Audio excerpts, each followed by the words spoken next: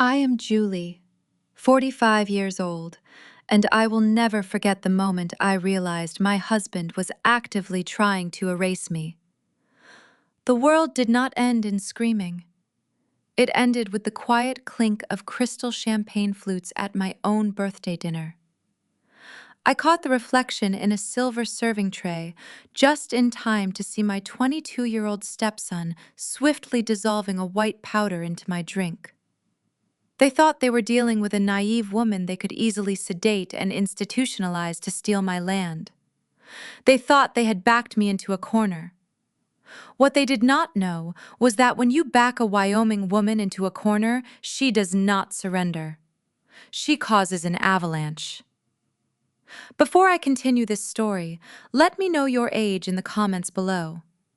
Hit like and subscribe to Sarah Told Stories if you have ever had to outsmart the people who swore to protect you. Outside the floor-to-ceiling windows of our Jackson Hole estate, the Wyoming wind whipped through the pines, serving as a bitter reminder of the high plains chill.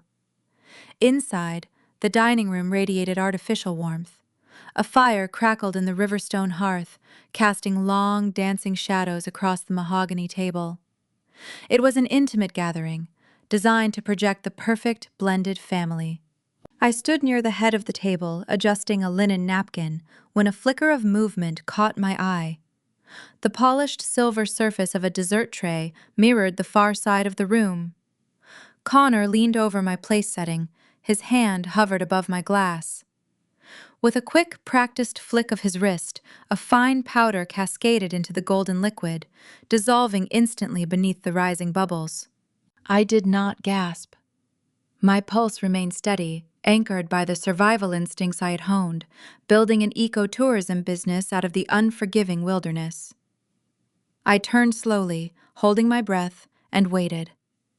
Connor glanced toward the kitchen doors, checking on the caterers. In that 3-second window, I stepped forward, reached across the floral centerpiece, and seamlessly swapped our glasses. The base of the crystal made a soft, muted sound against the wood. I stepped back just as he turned around. A few minutes later, Nathan, my husband of 5 years, and the polished heir to a fading mineral extraction empire called the room to order. Connor stood up, gripping the tainted flute. A smirk played on his lips, his eyes gleaming with a dark, confident anticipation. "Happy birthday, Julie," he said, raising the rim toward the chandelier. "Your surprise is almost here." "Thank you, Connor," I replied, holding his gaze. He drained the glass in one long swallow. I took a delicate sip of my clean champagne, letting the crisp vintage wash over my tongue. We sat down to the main course. 20 minutes passed in casual, strained conversation.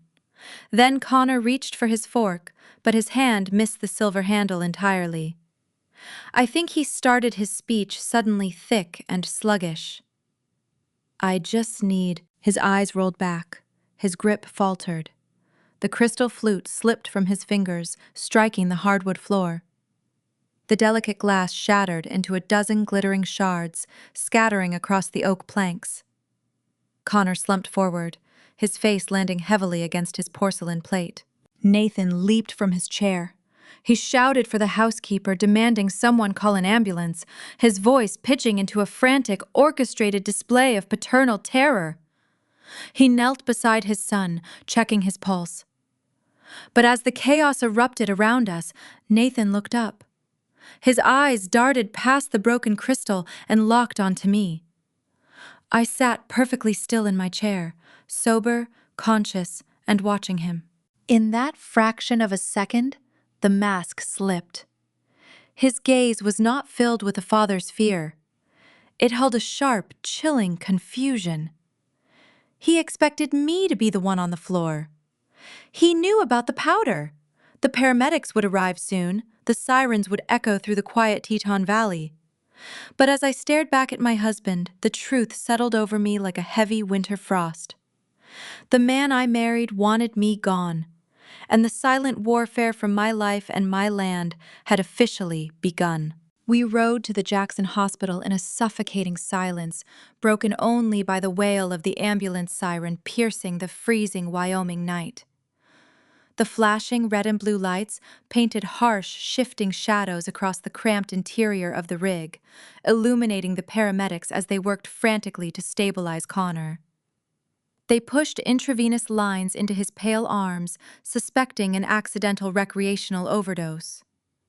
I sat strapped into the corner jump seat, watching the shallow, uneven rise and fall of my stepson's chest. My face remained a calculated mask of polite concern, but, beneath my heavy wool coat, my muscles coiled tight, ready to spring. Nathan sat opposite me, clutching Connor's limp hand with white knuckles.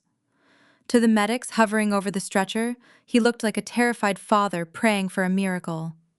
To me, his rapid blinking and the rigid set of his jaw told a vastly different story. He was calculating the fallout of a botched operation. The chemical agent he had procured to incapacitate his wife was currently coursing through his own son's veins. He kept avoiding my gaze, staring fixedly at the cardiac monitor.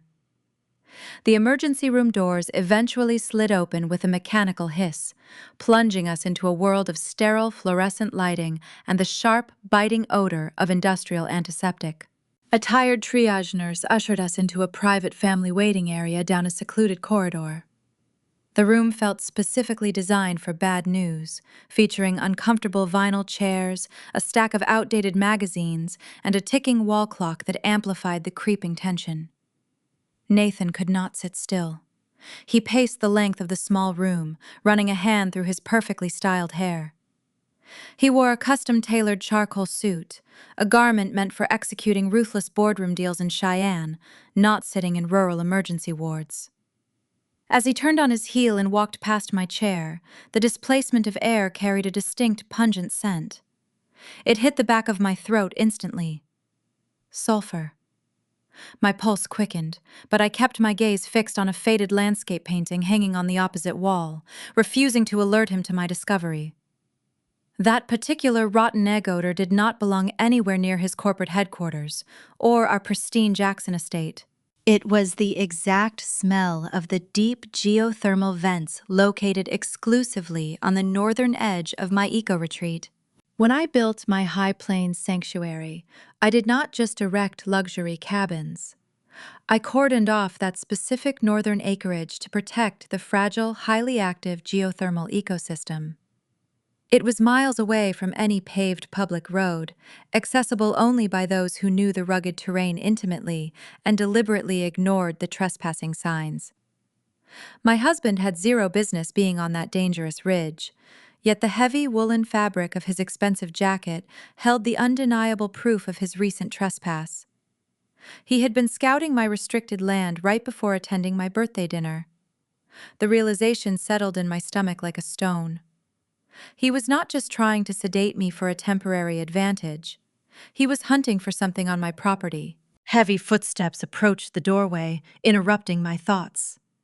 An attending physician in faded green scrubs stepped into the room, holding a digital tablet. Mr. Elliot, the doctor, asked, gesturing toward the busy corridor outside. "We need to discuss the preliminary toxicology screen and the next steps for his recovery." Nathan exhaled a shaky breath, playing the exhausted patriarch flawlessly. He slipped out of his suit jacket, draping it carelessly over the back of a plastic waiting room chair before following the physician into the hall. The heavy wooden door clicked shut, leaving me entirely alone in the quiet room. I did not waste a single second. I did not just snoop through his pockets, looking for incriminating receipts or text messages. I operated. Reaching into the depths of my leather tote bag, my fingers bypassed my wallet and closed around a small metallic disc. It was a magnetic audio and global positioning tracker. Running a fleet of luxury wilderness transport vehicles across remote basins meant keeping strict tabs on expensive assets out in the wild. I always carried a spare device for operational emergencies. I stood up, gliding silently across the scuffed linoleum floor. I picked up his jacket, feeling the smooth, expensive silk lining against my fingertips. My thumb located a small tear near the interior breast pocket, a frayed seam he had complained about a week prior, but refused to have mended. I pushed the tiny magnetic tracker deep inside the lining, guiding it down past the structural stitching until it rested invisibly at the bottom hem. It took exactly 3 seconds. I smoothed the dark fabric, returning the jacket to its exact draped position, just as the brass door handle began to turn. I sat back down, crossing my legs and resting my hands gently in my lap, presenting the picture of a worried spouse. Nathan stepped back into the room, retrieving his jacket. His shoulders slumped in a brilliant performance of profound relief. "He will be fine," Nathan lied smoothly, a practiced sigh escaping his lips. "They are going to keep him overnight for observation and flush his system to ensure no organ damage." He walked over and sat in the chair beside me, leaning close enough that the foul scent of geothermal sulfur mingled with his expensive cedar cologne. He reached out and squeezed my shoulder. His fingers felt cold and rigid against my collarbone. "But the stress of this, Julie," he continued, his voice dripping with faux concern. "It is too much for anyone to handle. Finding him collapse like that right at your birthday dinner? It is a severe emotional trauma." I looked into his eyes, noting the predatory calculation hiding behind his gentle, soothing tone. He was laying the groundwork. He was testing my mental fortitude, probing the perimeter for weakness. "You have been working so hard on the retreat," he whispered, stroking my arm, simulating affection. "The isolation out there is wearing you down. Maybe you need to step away from the business for a while. Let me handle the daily administrative operations. You should rest. Take a long leave of absence to focus on your health and our family recovery." I nodded slowly, allowing my eyes to well with unshed tears. I played the fragile, overwhelmed wife to perfection, hiding the iron resolve hardening inside my chest. "You might be right, Nathan," I murmured, letting my voice tremble just enough to sell the performance. "It has been a terrifying night, and my nerves are shot." He smiled a tight, satisfied curve of his lips, believing he had successfully planted the seed of my impending resignation. He thought the trauma of almost losing his son had broken my spirit. He assumed I would willingly hand over the keys to my multi-million-dollar empire just to find some domestic peace. I rested my hand over my purse where my smartphone vibrated softly against the leather lining. A notification illuminated the dark screen, confirming a successful Bluetooth pairing. My phone was now actively synced to the hidden microphone resting against his ribs. As he held me in a comforting embrace, pretending to be my protector, I closed my eyes and listened. The faint, steady rhythm of his racing heartbeat transmitted directly into my digital storage, along with the rustle of his suit fabric. He thought he was manipulating a vulnerable woman, ready to surrender her kingdom. He did not realize he had just invited a Trojan horse into his life, and I was going to record every single secret he whispered in the dark.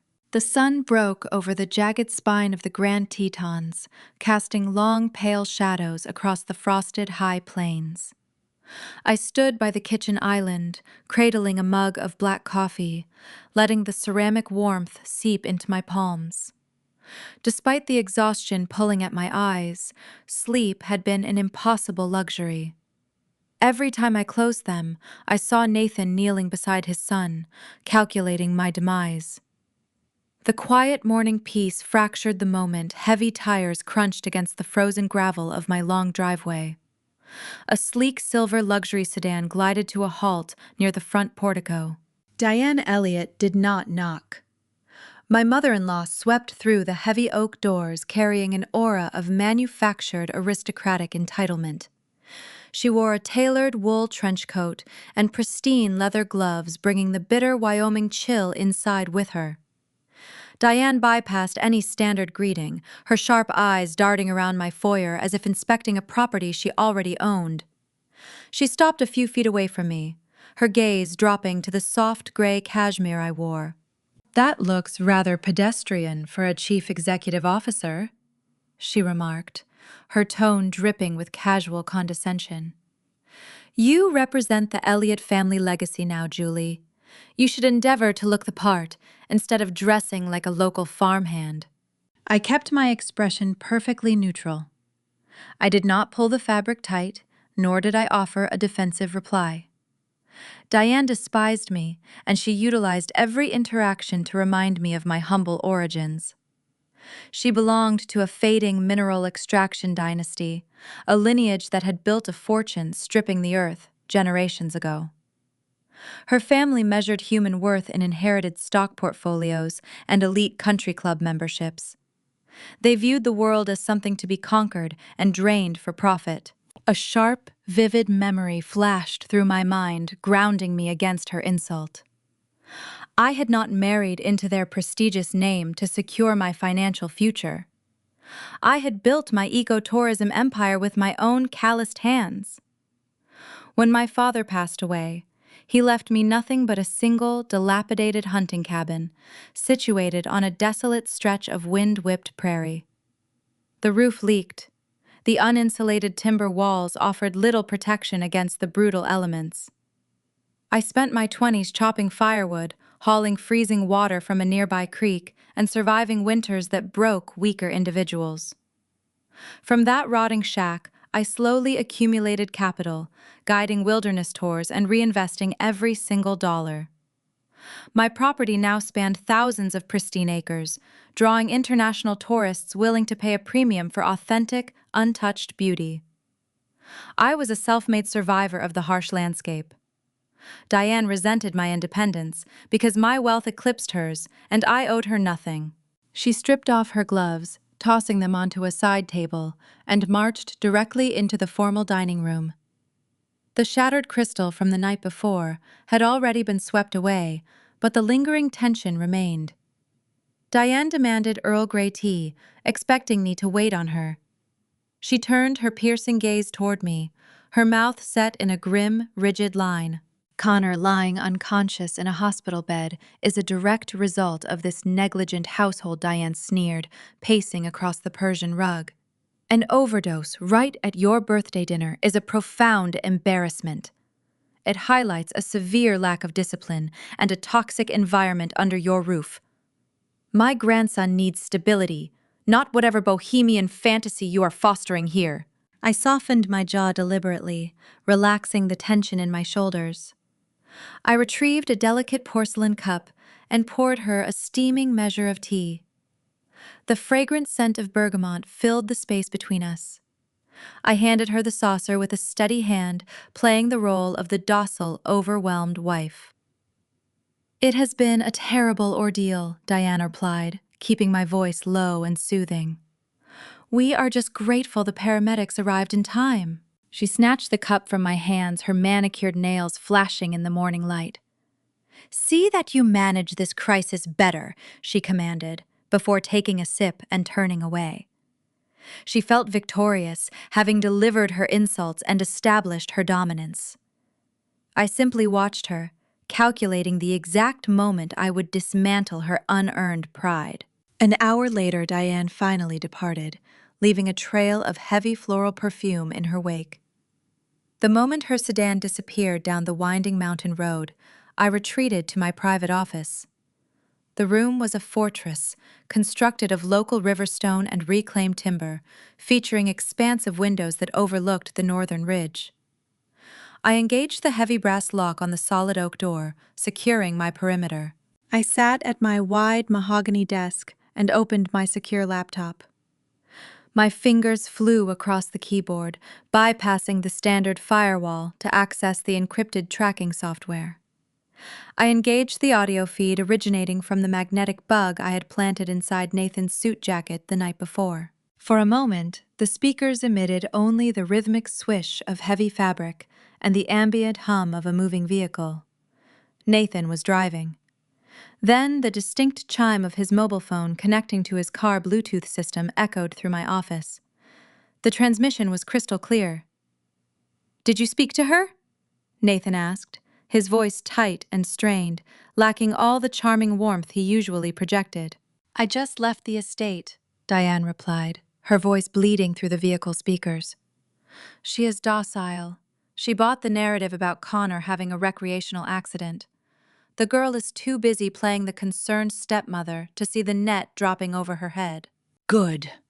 Nathan hissed the sound of his accelerating engine roaring in the background. The incapacity papers are ready. My lawyers drafted the medical affidavits this morning. We just need a judge to sign the order committing her to a private psychiatric facility. My breath caught in my throat. I stared at the digital sound waves undulating across my monitor. They were not just planning a subtle legal maneuver. They intended to declare me mentally incompetent and lock me inside a clinical institution, stripping me of my autonomy. We cannot delay this, Nathan Dine warned, her tone shifting into a harsh, desperate command. If we do not bulldoze her sanctuary by next month, the board of directors will audit the firm. They will find the missing funds. Our creditors are circling. I know Nathan snapped, his frustration palpable over the feed. I surveyed the northern ridge yesterday before the dinner. The geological reports were undeniably accurate. There is an enormous vein of rare earth lithium resting right beneath her geothermal springs. It is a fortune, Diane. I assume power of attorney. We clear the eco-retreat, level the cabins, and strip mine the entire basin. The lithium yield will cover our corporate debts 10 times over. The ambient heat of my office seemed to evaporate. A distinct, icy weight settled at the base of my spine. The pieces of the puzzle slammed together, forming a horrifying picture. This was not about securing a petty bank loan to float a failing family business.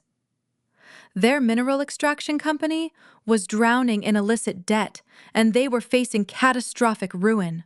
My pristine sanctuary, the land I had shed blood and tears to cultivate, sat on top of a geological gold mine. The geothermal vents were merely the surface layer, hiding a vast reserve of highly valuable, rare earth lithium. They planned to systematically eradicate my life work, turning my protected wilderness into a toxic, open-pit mine. To achieve this, they were willing to drug their own family members, frame me for a mental breakdown, and bury me alive in a psychiatric ward. The sheer magnitude of their betrayal was staggering. They thought my land was their salvation. They thought I was a fragile obstacle waiting to be removed.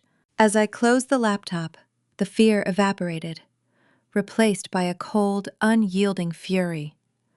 They were coming for my kingdom, but I was already preparing the gallows. I needed physical proof of their conspiracy, something tangible that a corrupt judge could not dismiss.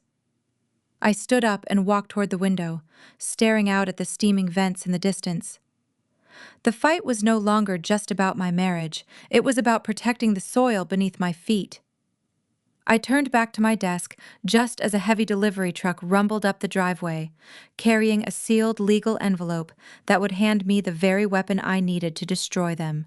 The heavy rumble of a delivery truck broke my concentration. I peered through the frost-rimed glass of my office window. A private courier van idled near the front portico. Out here, in the remote stretches of Jackson Hole, we rarely received unannounced deliveries. The driver stepped out holding a thick, rigid envelope. I knew Nathan was currently downtown meeting with his investors, playing the role of the devoted husband dealing with a family crisis. Our housekeeper was busy organizing the linen closets on the second floor. I had a narrow window of opportunity. I moved swiftly down the sweeping staircase, intercepting the driver before he could ring the doorbell. I signed for the package with a practiced smile. The return address belonged to a prominent corporate law firm in Cheyenne. The intended recipient was my husband. I carried the dense package into the kitchen, my mind racing through the possibilities. I could not simply tear the flap open. If Nathan suspected I was intercepting his mail, the element of surprise would vanish. Instead, I relied on a trick I learned years ago during my early days of navigating cutthroat vendor contracts. I filled the copper tea kettle and turned the gas stove on high. As the water reached a rolling boil, a steady plume of hot vapor hissed from the spout. I held the sealed edge of the envelope directly over the steam. The intense heat slowly dissolved the adhesive. My fingertips burned slightly, but I ignored the discomfort. Patience was essential. Rushing the process would leave wrinkled paper or torn edges. After 2 agonizing minutes, the flap surrendered, yielding to the pressure. I slid the contents out onto the granite island. My eyes scanned the dense legal jargon printed on thick, premium paper. These were not routine administrative filings. They were hostile takeover documents, structured to strip me of my controlling shares in the eco-retreat. The primary justification listed in bold ink cited my rapid cognitive decline. The paperwork outlined a detailed petition to transfer full executive authority to Nathan. As I read the fabricated claims, a missing piece of the puzzle snapped into perfect alignment. I pulled out my phone and accessed the archived audio files from the tracker hidden in Nathan's suit jacket. I skipped back to a late-night recording from a few days prior. The voices of father and son echoed in my quiet kitchen. Connor was not the mastermind sitting at the birthday dinner. My stepson possessed a dangerous weakness for underground sports betting. He had spent his college years accumulating insurmountable debts to ruthless bookies across state lines. Connor always craved his father's approval, but he only managed to inherit his father's financial recklessness. In the audio recording, Connor sounded terrified, begging for a bailout. He owed hundreds of thousands to individuals who did not rely on collection agencies to settle their accounts. Nathan responded with a cold, transactional bargain. He promised to clear the gambling debts, using an enormous payout from the impending lithium strike. In exchange, Connor just had to spike my champagne, keeping Nathan's hands legally clean. The father manipulated the son, transforming him into a disposable pawn. It was a cowardly strategy designed to shield the patriarch from criminal liability. Connor agreed to poison me simply to save his own skin. I continued reading the petition, flipping to the final page. Attached to the takeover demand was a psychiatric affidavit swearing to my mental instability. The document required a certified medical endorsement to carry any weight in a court of law. I examined the bottom corner where the official notary seal rested. The stamp bore the signature of Dr. Eris Thorne. A bitter laugh escaped my lips. They were arrogant, and they were remarkably sloppy. Dr. Thorne was a beloved local physician who had treated families in this valley for 4 decades. He delivered babies, set broken bones, and stitched up injured ranch hands. He had also passed away 3 months ago from sudden heart failure. I attended his memorial service, standing in the freezing rain to pay my respects. Nathan and Diane had fabricated a medical evaluation and forged the signature of a dead man. They believed the local magistrate would simply glance at the familiar name and rubber stamp the injunction without verifying the dates. Their desperation had blinded them to basic forensic scrutiny. This forged affidavit was the fatal flaw that would ultimately destroy their entire conspiracy. A deceased doctor could not testify, and the state medical board would instantly recognize the fraudulent seal. I needed to preserve this evidence without altering the original trap. I retrieved my smartphone and carefully photographed every single page, ensuring the lighting illuminated the forged seal and the fraudulent signatures. I captured the tracking numbers, the law firm letterhead, and the specific legal clauses. Once the digital copies uploaded to my secure cloud server, I meticulously reassembled the package. I applied a thin layer of fresh adhesive to the envelope flap and pressed it firmly closed. I set a heavy cast iron skillet over the seam for 5 minutes to ensure it dried perfectly flat. When I inspected the final product, it looked entirely undisturbed. I walked down the hall and placed the envelope squarely in the center of Nathan's mahogany desk. I arranged his favorite silver pen right beside it, creating a scene of undisturbed domestic tranquility. Then I retreated to the living room, picking up a novel and curling into the leather armchair by the fire. An hour later, the heavy front door clicked open. Nathan's footsteps echoed in the foyer, followed by the rustle of his expensive wool coat being tossed onto a hook. He walked past the living room, flashing me a tired, affectionate smile. I offered a gentle wave, playing the role of the recovering, exhausted wife. I heard him enter his office. The silence stretched for a few minutes. I imagined him tearing open the envelope, his eyes scanning the forged documents, his mind envisioning the impending destruction of my legacy. Soon after he emerged from the hallway, holding the paperwork casually at his side.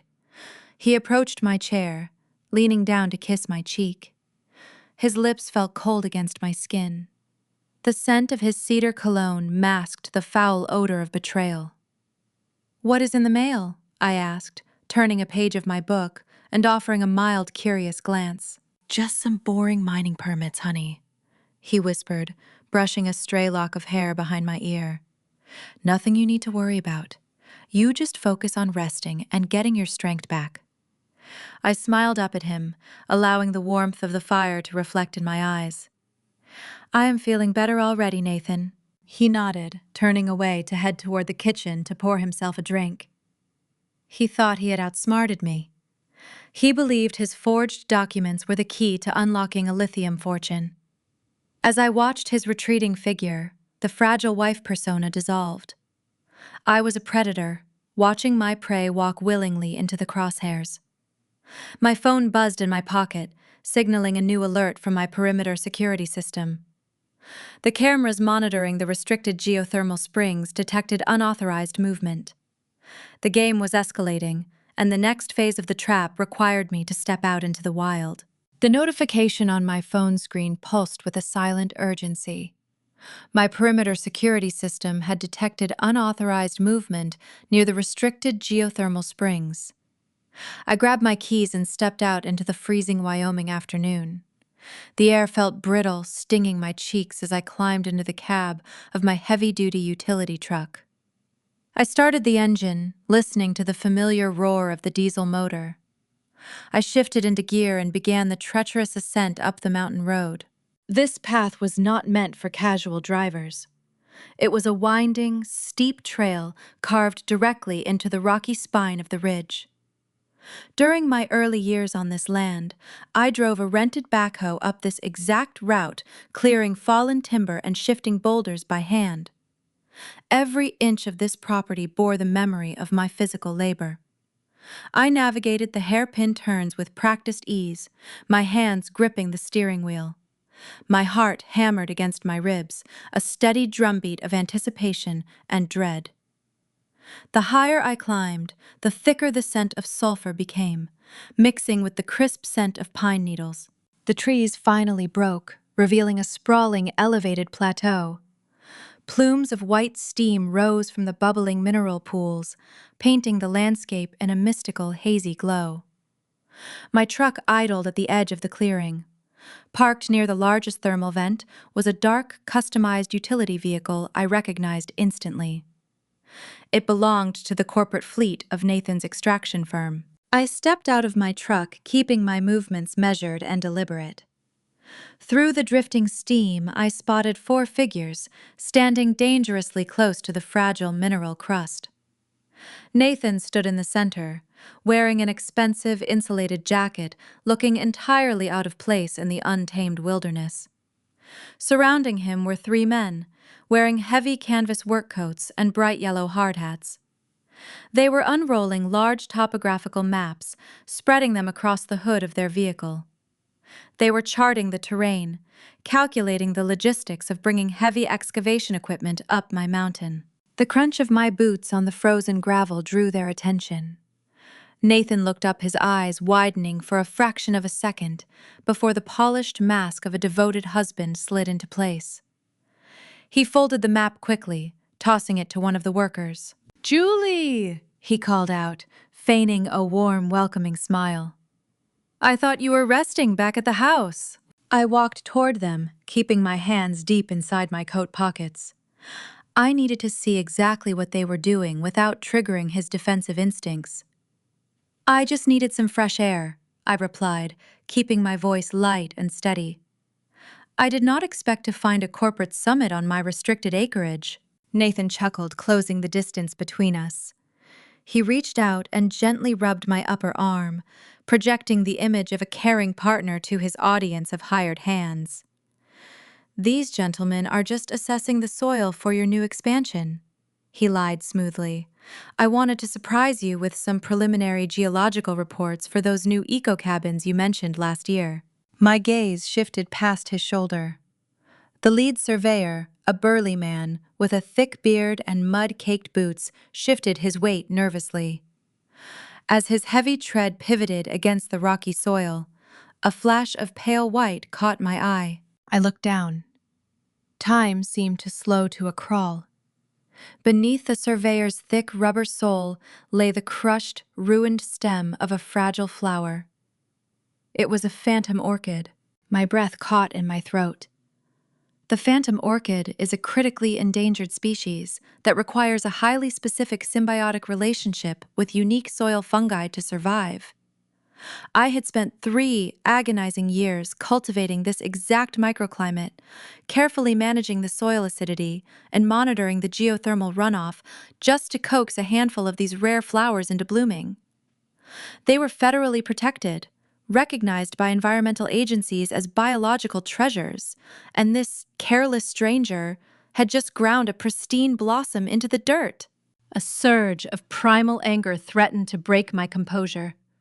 I wanted to shove the man backward. I wanted to scream at Nathan for bringing these destroyers into my sanctuary. But I forced my jaw to remain slack. I buried the rage deep within my chest, locking it away. "You stepped on it," I whispered, pointing a trembling finger toward the crushed petals. I allowed genuine sorrow to seep into my voice, playing into the fragile persona Nathan had constructed for me. The surveyor looked down, his face flushing a dull red beneath the brim of his hard hat.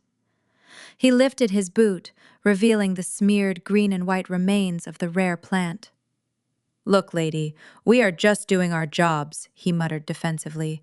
"We would not even be up here if your husband had not presented the power of attorney paperwork to our dispatch office. He said he had full executive control over this parcel." The air in the clearing turned frigid. The surveyor had spoken out of turn, revealing a crucial piece of Nathan's illegal strategy. Nathan shot the worker a silencing glare so sharp it could have cut glass. The power of attorney was supposed to be a secret, utilized only after the corrupt judge signed my psychiatric commitment. By invoking it early to hire surveyors, Nathan had exposed his hand. Nathan immediately pivoted, wrapping a heavy arm around my shoulders. He pulled me against his side, establishing a public narrative of my instability for the remaining crew members.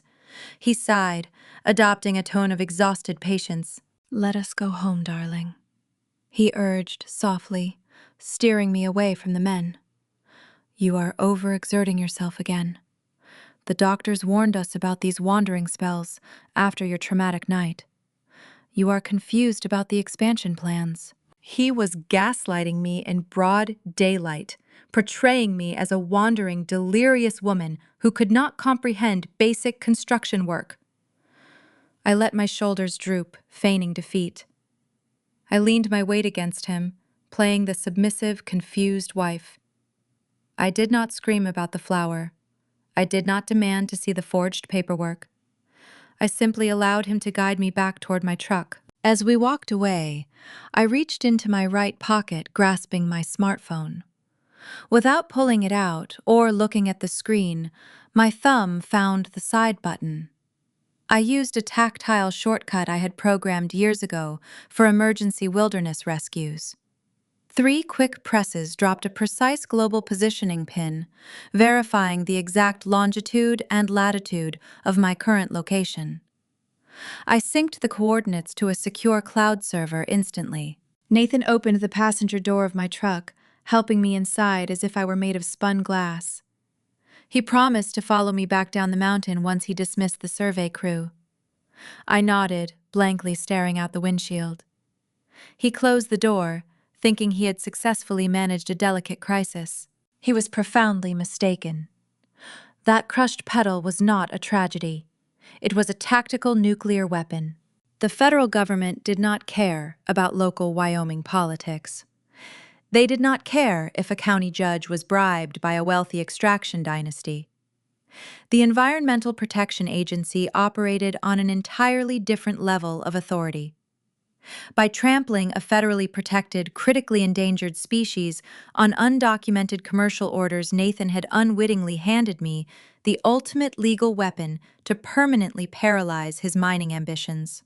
I started my truck and began the descent. The moment the geothermal steam faded from my rearview mirror, my fragile persona evaporated. I picked up my phone and opened a hidden encrypted banking application. The funds generated by my international eco-tours were routed through a maze of legitimate holding companies, insulating them from Nathan's prying eyes. I needed a legal shark outside of Diane's sphere of influence. A local attorney would easily succumb to the immense pressure of the Elliott family name. I required someone ruthless, someone who thrived on dismantling corrupt corporate dynasties. I accessed my contacts and initiated a wire transfer. I moved a substantial retainer fee of untraceable cash to a firm in Colorado. I hired Mitchell Vance, an elite cutthroat Denver attorney known for initiating devastating federal injunctions. The money cleared before I even reached the bottom of the mountain. My legal assassin was officially on the payroll. But I still lacked the final piece of evidence proving Diane's direct involvement in the financial embezzlement. Mitchell would need the actual ledgers to alert the federal authorities. Nathan kept his most sensitive documents locked away, hidden from the world. Fortunately, I knew exactly where his secrets lived. The upcoming weekend featured a mandatory Jackson Country Club gala, a high society event Diane would force Nathan to attend. While they were busy drinking expensive scotch and cementing their fake public alibis, I was going to break into his private safe and tear their criminal conspiracy down to the studs. The annual Jackson Country Club Winter Gala arrived like clockwork, offering the perfect tactical window. Every December, the local elite gathered under glittering chandeliers to drink imported champagne and exchange hollow pleasantries. For the Elliott family, attendance was a mandatory performance. Diane relied on these events to maintain her aristocratic facade, projecting an image of untouchable wealth to her peers. Nathan accompanied her, eager to cement his public alibi. He planned to spend the evening shaking hands and accepting sympathetic pats on the back, playing the role of the exhausted husband coping with a deeply unwell wife. They left me behind at the estate, assuming I was safely neutralized by my supposed cognitive decline. The moment the taillights of Nathan's luxury sedan vanished down the winding mountain road, the silence of the empty house wrapped around me. I had dismissed the housekeeping staff early, citing a need for uninterrupted rest. I stood in the grand foyer, listening to the settling timbre of the ceiling beams. My pulse beat a steady, deliberate rhythm against my throat. I was entirely alone. I had 3 hours to dismantle my husband's secrets and retrieve the evidence my Denver attorney required. I walked down the long hallway toward Nathan's private office. The heavy oak door was locked, a standard precaution he implemented months ago. Fortunately, I had anticipated this barrier. I retrieved a duplicate brass key I had quietly copied during our first year of marriage, back when I still believed in building a life together. I slid the metal into the keyhole and turned it. The mechanism clicked, yielding to my silent entry. Nathan's office smelled of polished leather and lingering cedar cologne. It was a room designed to intimidate, featuring dark mahogany paneling and an oversized executive desk positioned to command attention. I did not waste time sifting through the superficial drawers. A man orchestrating a multi-million-dollar fraud does not leave his blueprints resting under a stapler. I needed to locate his hidden vault. I moved toward the expansive built-in bookshelves lining the far wall. Nathan populated the shelves with rare first editions and vintage hunting manuals. He despised hunting, considering the wilderness dirty and unpredictable, but he kept the antique volumes to project a rugged, masculine aesthetic to his visiting investors. I ran my fingertips along the dusty spines. The third shelf from the top held a collection of elk tracking guides. I noticed a subtle disruption in the dust pattern on the wood shelf, indicating frequent handling. I pulled the row of thick books forward. Behind them, the dark paneling gave way to a flush, steel biometric wall safe. The vault lacked a traditional keypad, relying solely on a fingerprint scanner. A lesser adversary might have panicked, but I had prepared for this exact obstacle 4 days earlier. On Tuesday evening, Nathan had poured himself a rare scotch to celebrate his perceived victory over my land. When he abandoned his crystal tumbler on the kitchen island, I examined the condensation. A flawless thumbprint rested clearly on the smooth glass. I used a strip of high-quality, clear packing tape, pressing it gently against the oil and moisture left behind by his skin. I lifted the print, preserving the exact ridge patterns of his right thumb. I retrieved the preserved tape from my pocket. My hands remained perfectly steady as I aligned the lifted print over the glowing optical scanner. The machine emitted a low hum, searching for a match. The red indicator light blinked once, then twice. A soft green glow illuminated the dark corner of the office, followed by the heavy mechanical clunk of the locking bolts disengaging. I pulled the fixed steel door open.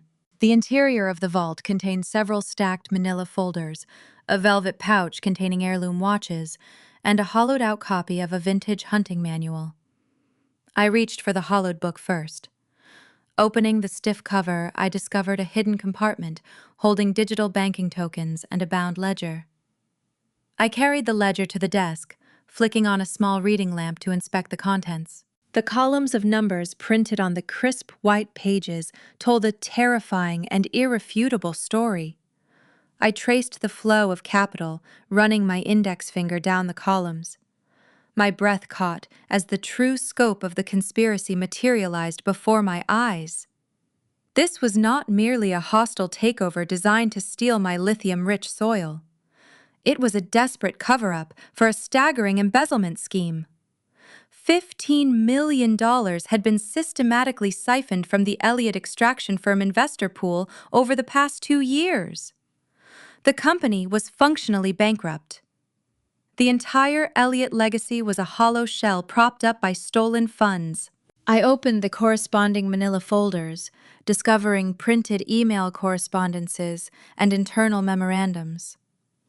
As I read the sharp, demanding tone of the messages, the ultimate plot twist stared back at me in stark black ink. Nathan was not the architect of this fraud. Diane was the mastermind. The aristocratic matriarch had drained her own corporate accounts to maintain her lavish lifestyle, refusing to adapt to a changing economic landscape. When the cash reserves dried up, she ordered Nathan to steal from their shareholders to keep her empire afloat. The printed emails revealed a pathetic dynamic between mother and son. Nathan was terrified of Diane. His messages were frantic and pleading, begging for more time to balance the books. Her replies were cold and unforgiving, demanding the immediate transfer of the $15 million to cover her margins. He cowered behind his tailored suits, blindly following her ruthless directives to avoid her wrath. To save his mother's crumbling legacy, Nathan was willing to throw his own wife into a psychiatric ward and bulldoze her protected sanctuary. But the depths of his cowardice sank even lower.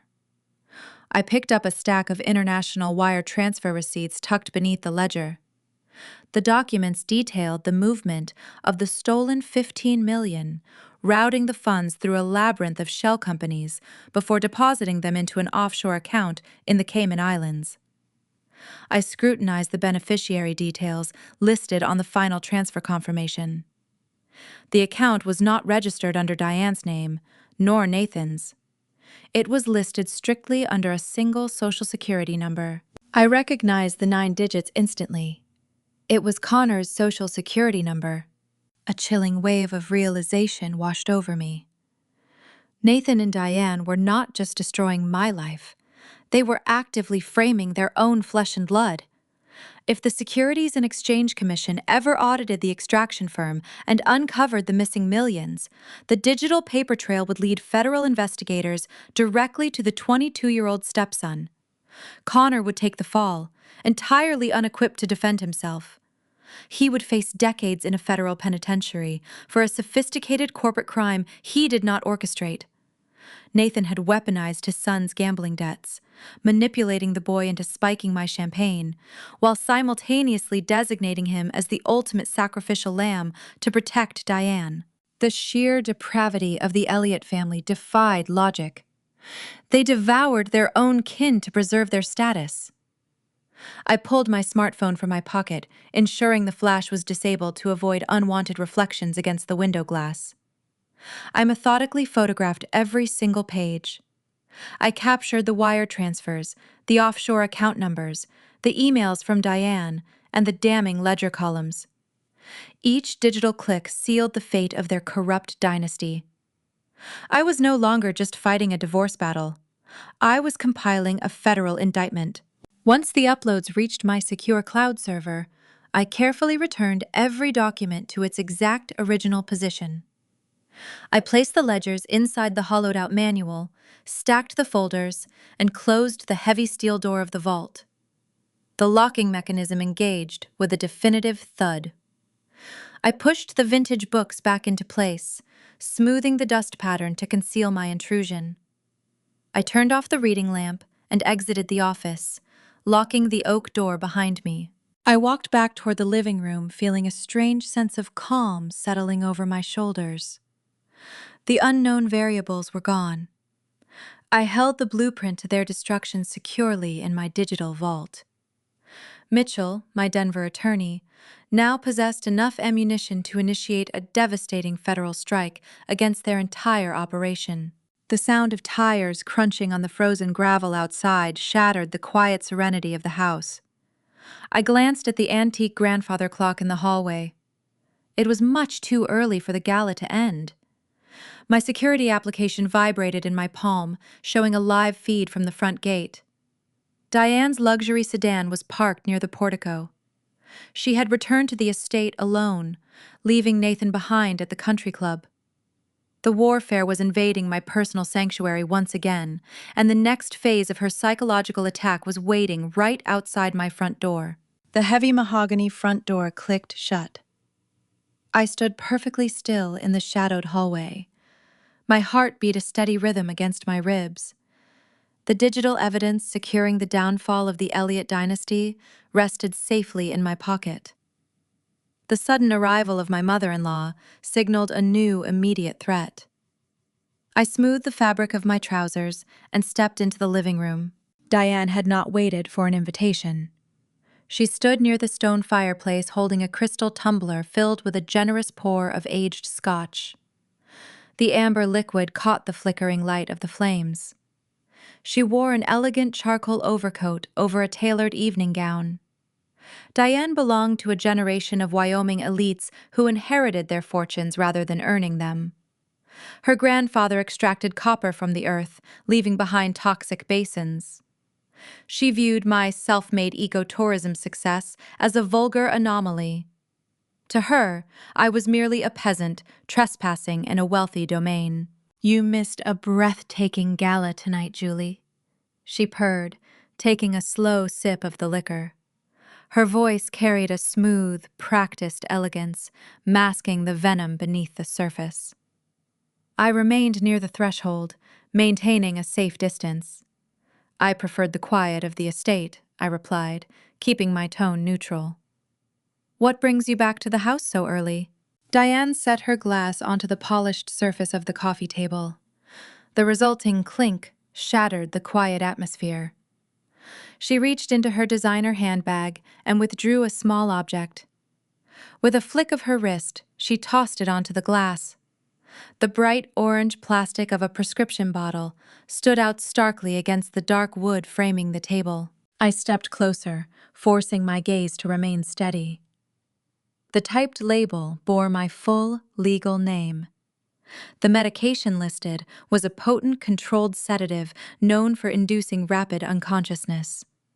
The dosage instructions were meticulously forged. Connor woke up this afternoon, Diane stated, her dark eyes tracking my every micro-expression. He is quite talkative now. He claims you forced him to drink that tainted champagne at your birthday dinner. He told the hospital staff you handed him the flute and insisted he drain it to celebrate. He is lying, I said, my voice flat and unyielding. Diane smiled, a thin, bloodless stretching of her lips. The truth holds very little currency in a courtroom, darling. Perception dictates reality, and your perception is currently unraveling. Our housekeeper was tidying your bathroom today. She discovered this bottle hidden deep inside your vanity drawer. A sudden chill washed over my skin. The sheer audacity of her scheme was breathtaking. I never used sleep aids or chemical relaxants. Managing a sprawling wilderness sanctuary required constant hypervigilance. A single night of chemically induced slumber could result in frozen water pipes or undetected predator breaches near the guest cabins. Diane knew I guarded my mental clarity fiercely. She had bribed my own staff to plant fabricated evidence supporting the fake medical affidavit I intercepted earlier this week. A woman succumbing to early cognitive decline, hoarding heavy narcotics, and handing poisoned drinks to her stepson, Diane narrated, weaving the fictitious tale with chilling conviction. It paints a rather tragic picture of an unstable mind. She took another sip of her scotch, letting the silence stretch. You have two choices, Julie. Sign the eco-retreat over to Nathan peacefully by tomorrow morning. Relinquish your controlling shares and step away from the business. If you refuse, I will personally hand this bottle to the county sheriff, along with my grandson's sworn statement. You will be placed in handcuffs, transported to a state facility, and committed against your will. She finished her drink, placing the empty tumbler next to the planted evidence. Diane buttoned her coat, projecting an aura of supreme triumph.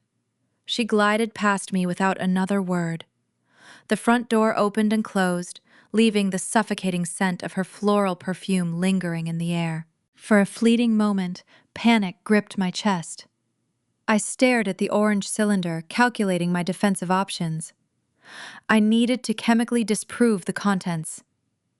I wondered if I could drive to a private medical laboratory in Jackson, demand an expedited toxicology screen on my own blood, and present the clean results to the authorities. But scientific testing required processing time. Bureaucratic procedures moved slowly. If the sheriff arrived at dawn wielding a search warrant and an eyewitness testimony, my clean blood would not prevent the initial arrest. An involuntary psychiatric hold would remove me from my property, granting Nathan immediate power of attorney. Once his excavation crews breached the northern ridge, the ecological damage would become permanent. I picked up the plastic container. It felt strangely light. I needed to understand their precise timeline. I rushed back down the hallway to my private office, locking the sturdy oak door behind me. I booted up my encrypted laptop and connected to the hidden audio tracker planted inside Nathan's suit jacket. The live feed crackled with faint static before resolving into the ambient sounds of the country club. I heard the distant hum of a string quartet and the muted clinking of fine china. Nathan had stepped away from the crowded ballroom, retreating into a secluded corridor. The distinct chime of his phone ringing echoed through the transmission. He answered the call. "Is it done?" Nathan asked, his voice hushed and anxious. The rich sound of Diane's laughter filled the audio feed. It was a cruel, victorious sound, unburdened by empathy. "I just left the estate," Diane replied, her voice bleeding through the receiver. "She is terrified, Nathan.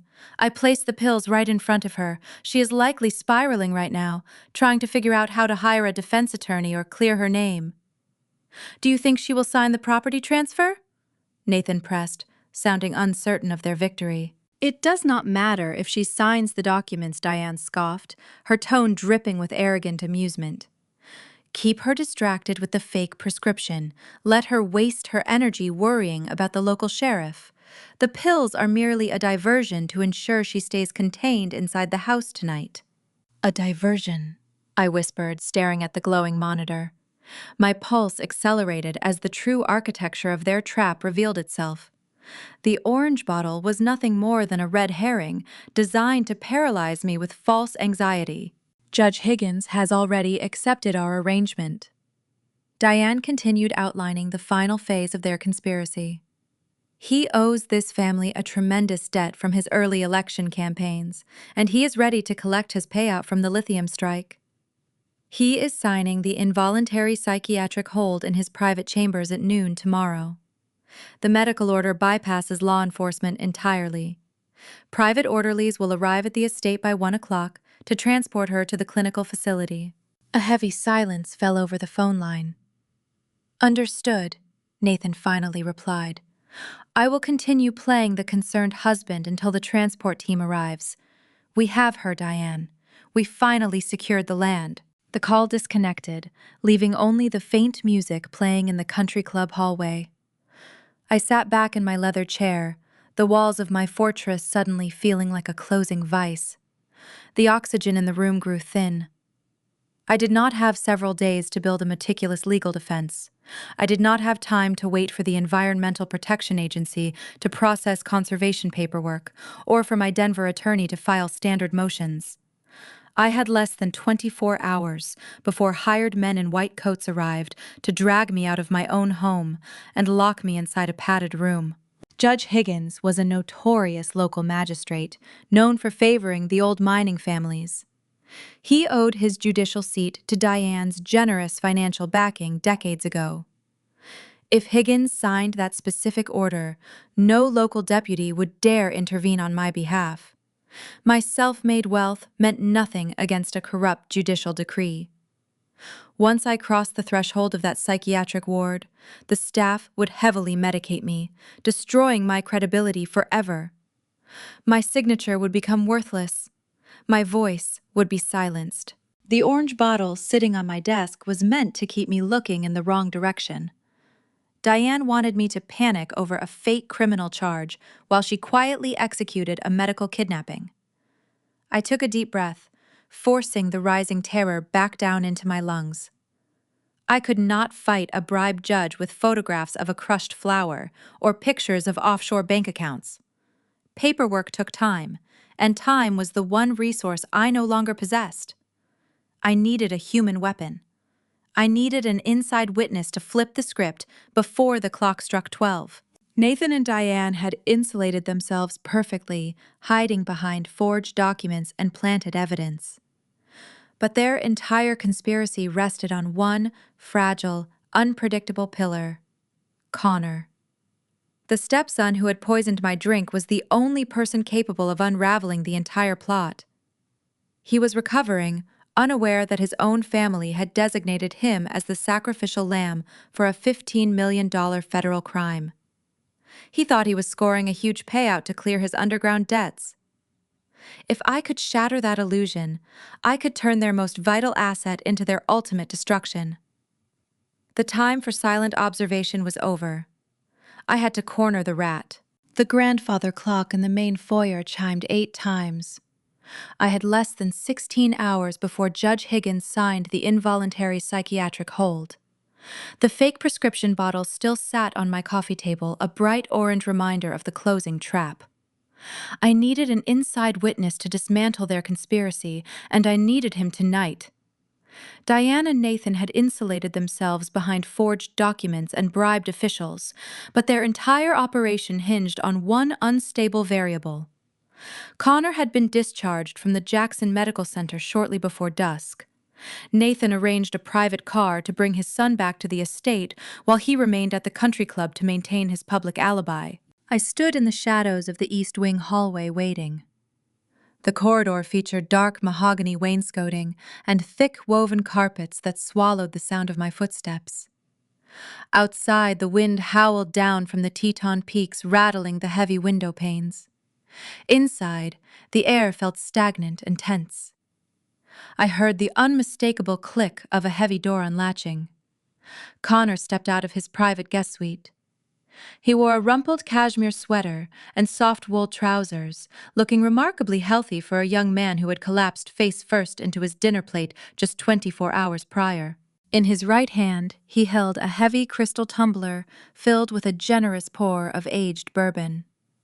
The rich, woody scent of the liquor drifted down the corridor, preceding him like a cloud of unearned confidence. In his left hand, he toyed with a customized silver lighter. His thumb flicked the lid open and shut in a rhythmic, nervous pattern. Snap, flame, close, snap, flame, close. Nathan had purchased that engraved lighter for Connor's 21st birthday to commemorate his ascension into the family business. The metal casing bore the Elliott family crest. It was a crest built on extracting precious resources from the earth and leaving hollow, unstable caverns behind. The symbolism was painfully fitting. Connor was an empty vessel, hollowed out by generations of unearned privilege and overwhelming gambling debts. I stepped out of the alcove, blocking his path to the main staircase. Connor startled, sloshing a thin wave of bourbon over the rim of his glass. The amber liquid stained the expensive carpet at his feet. He recovered quickly, a sneer curling his lips as he registered my presence. He thought he was looking at a defeated woman. He assumed I was a ghost walking aimlessly toward a psychiatric graveyard. "You are done," Julie Connor slurred his words, thick with the arrogance of the winning side. He took a slow sip of his drink, staring at me over the rim, just as I had done to him the night before. "Dad is filing the final papers tomorrow morning. You are going to the loony bin, and we are finally taking over this dirt patch." I did not flinch. I did not raise my voice or offer a defensive plea. I slipped my right hand into the pocket of my cardigan and pressed the tactile side button on my smartphone, activating the voice memo application. A faint haptic vibration confirmed the microphone was recording. I took a deliberate step forward, invading his personal space. I forced him to step back, his shoulders hitting the solid oak paneling of the hallway wall. "Your dad does not care about your trust fund, Connor," I said, keeping my voice pitched low and steady. "Did he happen to tell you about the Cayman Islands account?" Connor froze. The rhythmic clicking of his silver lighter stopped abruptly. His brow furrowed in genuine confusion, but he tried to maintain his arrogant facade. "What are you talking about?" he scoffed, attempting to push past me. "Move out of my way, Julie." I raised a hand, pressing my palm flat against the wood paneling, right beside his head, boxing him into the corner. I maintained dead-eyed contact, refusing to let him look away. "The $15 million he and your grandmother siphoned from their corporate board?" I continued enunciating every syllable with lethal precision. "They moved the stolen capital into an offshore account to hide it from their investors. Do you know whose name is listed as the primary beneficiary on that account, Connor?" He swallowed hard, his Adam's apple bobbing against the collar of his cashmere sweater. He did not answer. "They put it under your 9-digit social security number," I whispered, letting the words sink into his alcohol-soaked brain. "They designated you as the sole owner of the stolen funds. When the federal authorities execute their audit tomorrow, who do you think they are going to arrest?" The color drained from his face, leaving his skin a sickly pale gray. The bravado melted away, replaced by a visceral, hyperventilating panic. His chest heaved as his mind raced, trying to process the magnitude of the betrayal. "You are lying," he stammered, his voice cracking into a high-pitched whine. "Dad said we just needed your land. He said the lithium strike would pay off my bookies and save the company. He promised me." I reached into my other pocket and withdrew a folded sheaf of papers. I had printed high-resolution copies of the offshore wire transfers and the hidden ledgers from my secure cloud server. I unfolded the crisp white pages and held them up to his face. The hallway sconces cast a harsh light over the bold black ink. "Read it," I commanded. Read the routing numbers. Read the beneficiary details. Look at the signature authorizations. Connor squinted at the documents. His eyes darted frantically across the financial columns, recognizing the official bank letterheads and the staggering numerical figures. He saw his own identifying information printed squarely in the center of the fraud. His hands began to shake so severely, the crystal tumbler slipped from his grasp. The glass shattered against the floorboard, sending a splash of expensive bourbon across our shoes. A second later, the customized silver lighter clattered onto the rug, the engraved family crest staring up at the ceiling. "Call your dad," I urged, gesturing toward the shattered glass. "Ask him why he traded his only son to keep your grandmother out of a federal penitentiary. Ask him how many decades you are going to spend in a maximum security prison for a crime he orchestrated." The realization hit him with the force of a freight train. He was the sacrificial lamb. His own blood had deemed him expendable. The father he had blindly trusted, the father he had poisoned me for, had constructed a flawless trap designed to snap shut around his son's neck. "No," Connor choked out, tears welling in his eyes.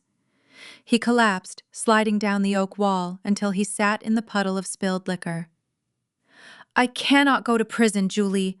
The guys I owe money to, they have people inside. I will not survive a week in a federal block." "Then you need to give me something to trade," I said, hovering over his broken form. The voice memo application was capturing every ragged breath he took. "Tell me exactly what Nathan promised you. Tell me everything." Sobbing openly into his hands, the facade of the untouchable heir crumbled into dust. He confessed the entire plot directly into my hidden microphone. He admitted to purchasing the sedative powder from a contact in Cheyenne. He detailed the exact conversation where Nathan instructed him to spike my birthday champagne, promising to wipe out his insurmountable gambling debts in return.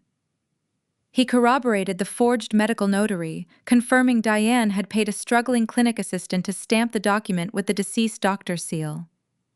He spilled every damning detail, leaving no shadow for his family to hide within. I stood there, listening to the pathetic whimpering of a boy who had sold his soul for a payout that never existed. The father and son alliance was officially dead. Nathan had weaponized Connor against me, and I had just turned the weapon back around. I pressed the button on my phone, saving the encrypted audio file to 3 separate remote locations. I had the confession. I had the irrefutable proof of their conspiracy. But a digital recording of a terrified stepson might not be enough to stop Judge Higgins from signing the psychiatric hold at noon. Corrupt local officials were notorious for burying evidence to protect their wealthy patrons. I could not rely on the Wyoming judicial system to save my land. I needed a tactical maneuver that superseded state authority entirely. I needed to bypass the local courts and trigger a federal response that no bribe judge could overturn. The crushed flour on the northern ridge was waiting to be utilized. The clock was ticking, and I had a call to make to Denver. I did not sleep a single minute that night. Operating out of my locked home office, I sat bathed in the cool blue light of my computer monitor. The digital clock in the corner of the screen read 2 a.m. Outside the thick glass panes, the Wyoming wilderness remained pitched in darkness. A heavy snow began to fall, sweeping across the high plains and burying the frozen ground. Inside my sanctuary, the air felt electric. I poured the last cup of bitter black coffee from a French press and initiated a secure video conference bridging the gap between my isolated estate and a high-rise building in Denver. Mitchell Vance appeared on my screen. He wore a crisp white shirt with the sleeves rolled to his elbows, looking remarkably alert for the hour. Mitchell was not a local small-town lawyer who could be intimidated by the Elliott family legacy. He was an elite corporate litigator who specialized in dismantling corrupt conglomerates. He grew up in a working-class neighborhood in Colorado, watching predatory extraction companies pollute the rivers near his childhood home. He spent his adulthood bankrupting those same corporations. When I hired him earlier that afternoon, I knew I was buying a tactical nuclear strike. "We cannot fight this on a local level," Mitchell stated, his voice projecting cleanly through my desktop speakers. He adjusted a pair of wire-rimmed glasses, reading over the transcripts I had sent him. "If Diane has already purchased Judge Higgins, we are operating at a severe disadvantage. The county courts here are notoriously insular. If Higgins signs that involuntary psychiatric hold at noon, local law enforcement will enforce it blindly. You will be placed in a medical transport vehicle before we can even file a motion for a hearing." I leaned forward, resting my elbows on the mahogany desk. "I am aware of the timeline, Mitchell. I cornered my stepson in the hallway an hour ago. He confessed to the entire plot. I have the audio recording of him detailing the forged medical notary and the offshore accounts." Mitchell nodded, typing rapidly on his end. "The confession is a potent asset, Julie. It guarantees their eventual criminal prosecution.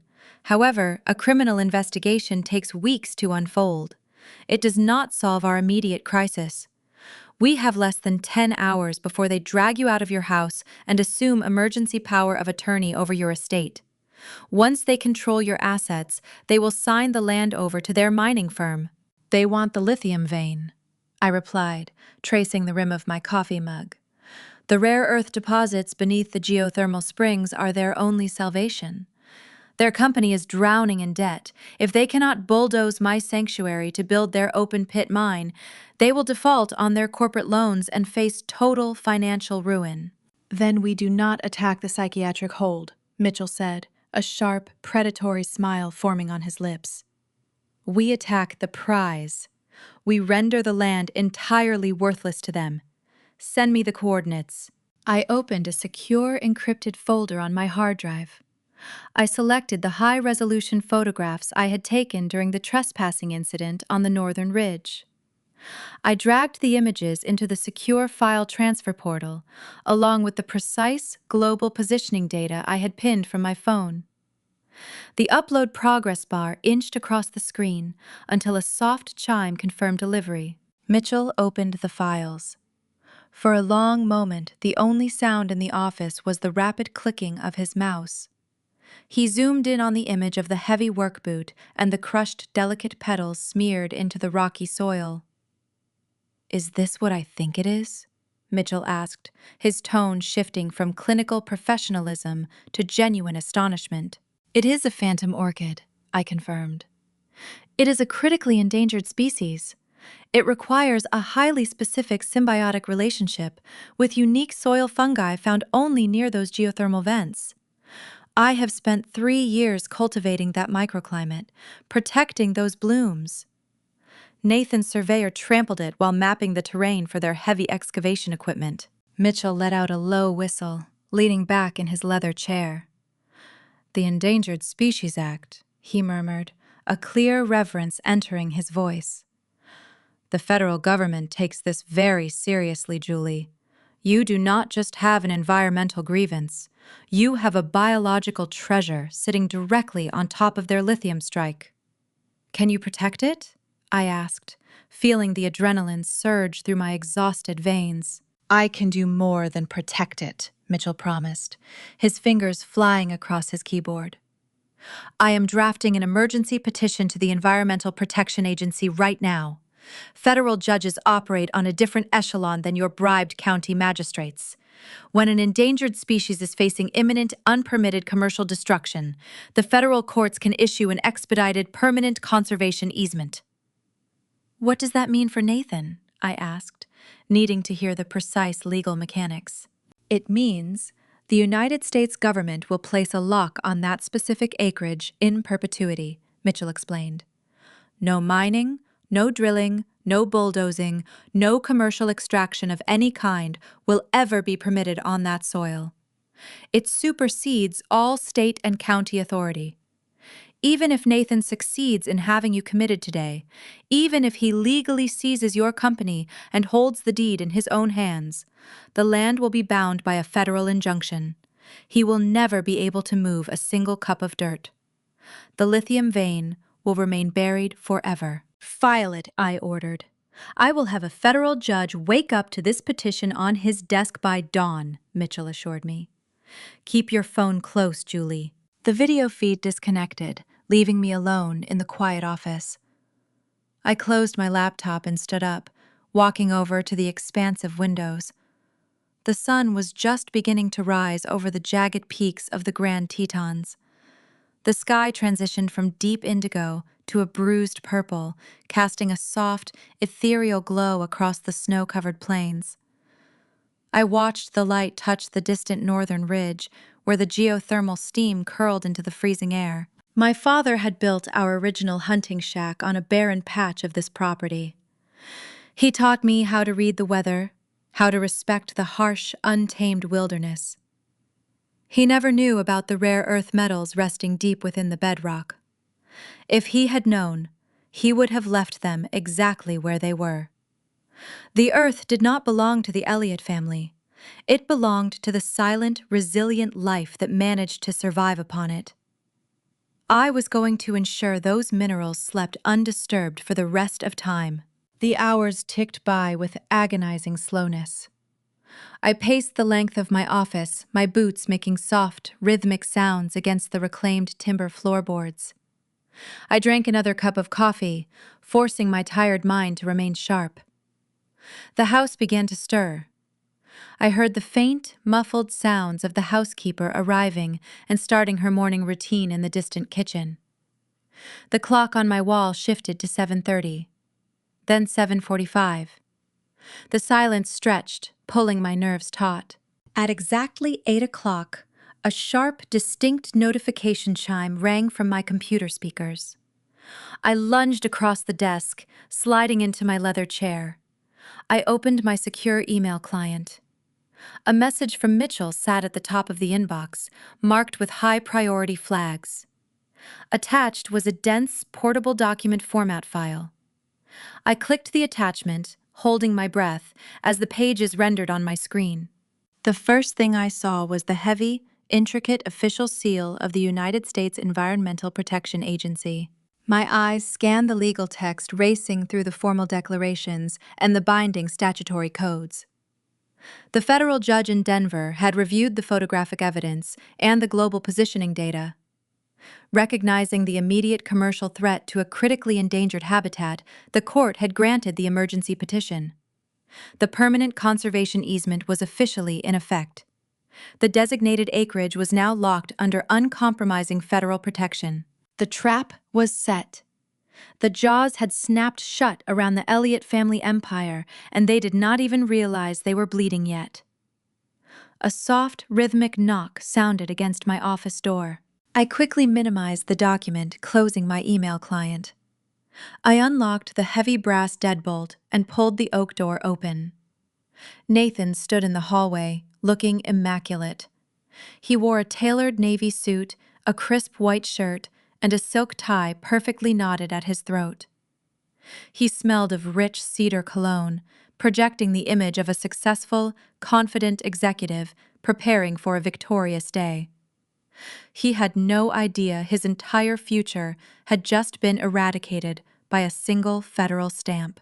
"Julie, darling," Nathan murmured, his voice dripping with a sickening faux sweetness.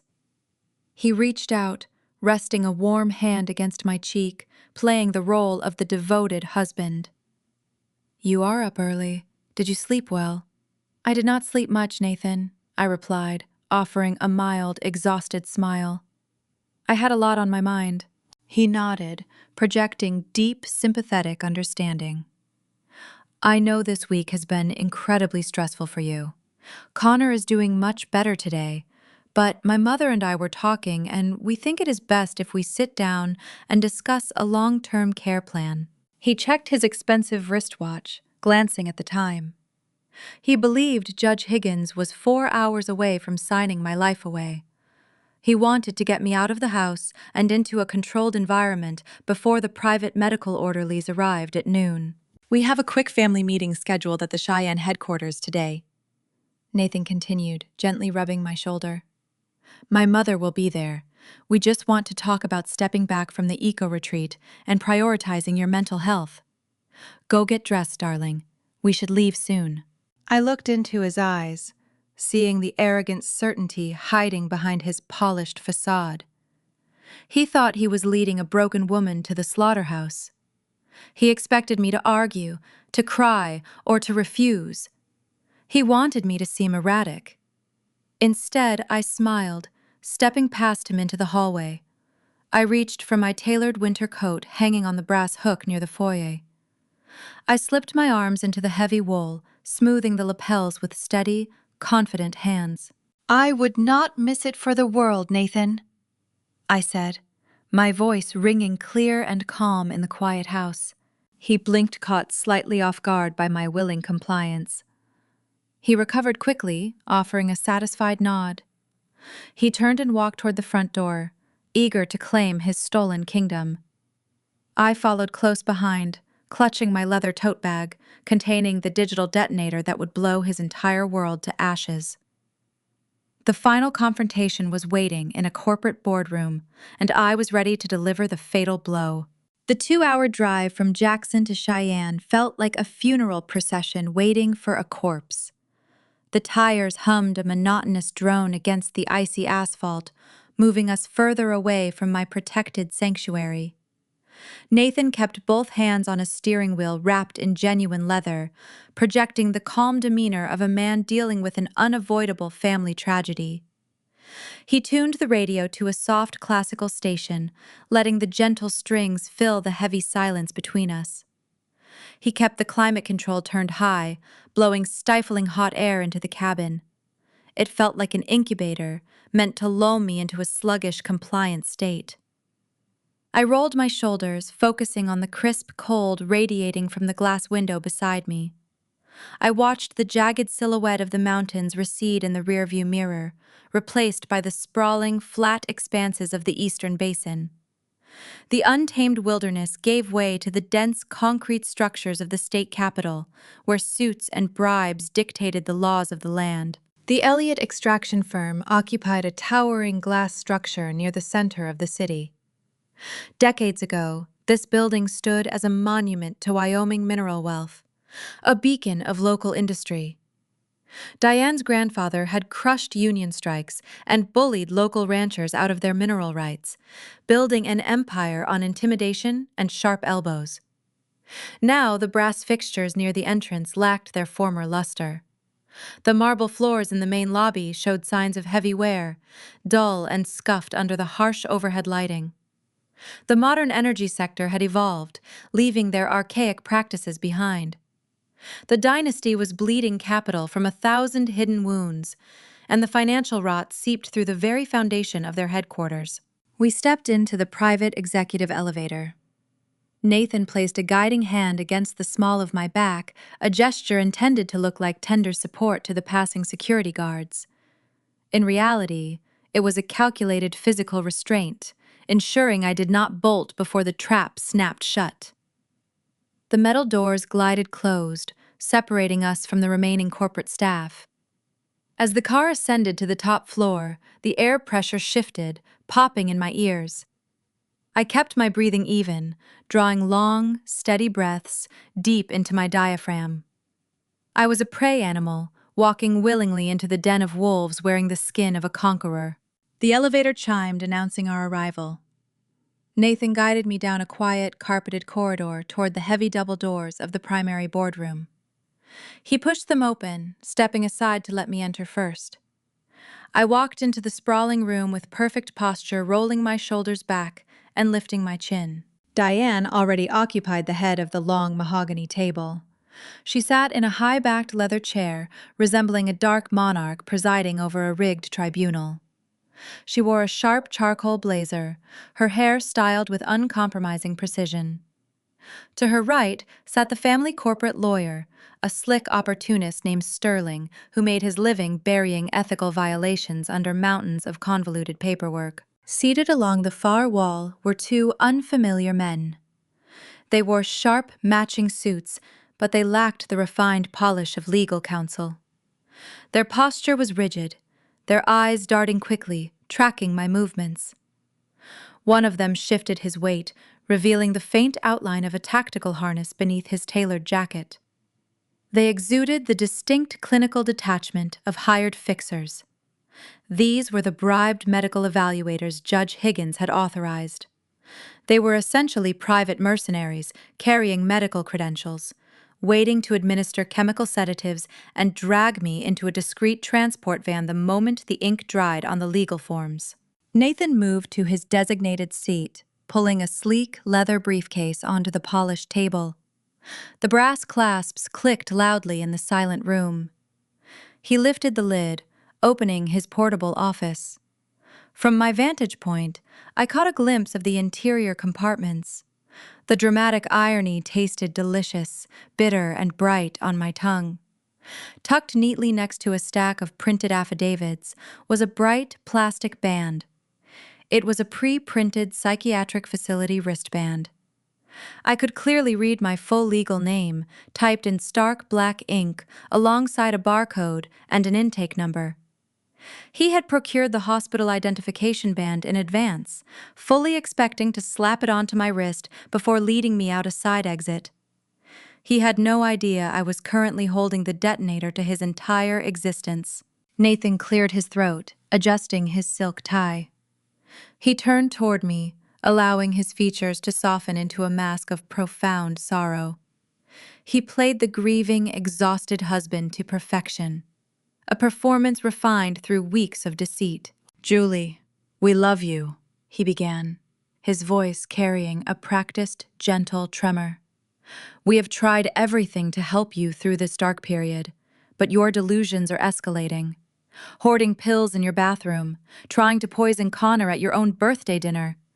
The incidents are becoming dangerous." His words felt coated in venom disguised as honey. The audacity of his lies hung heavy in the room.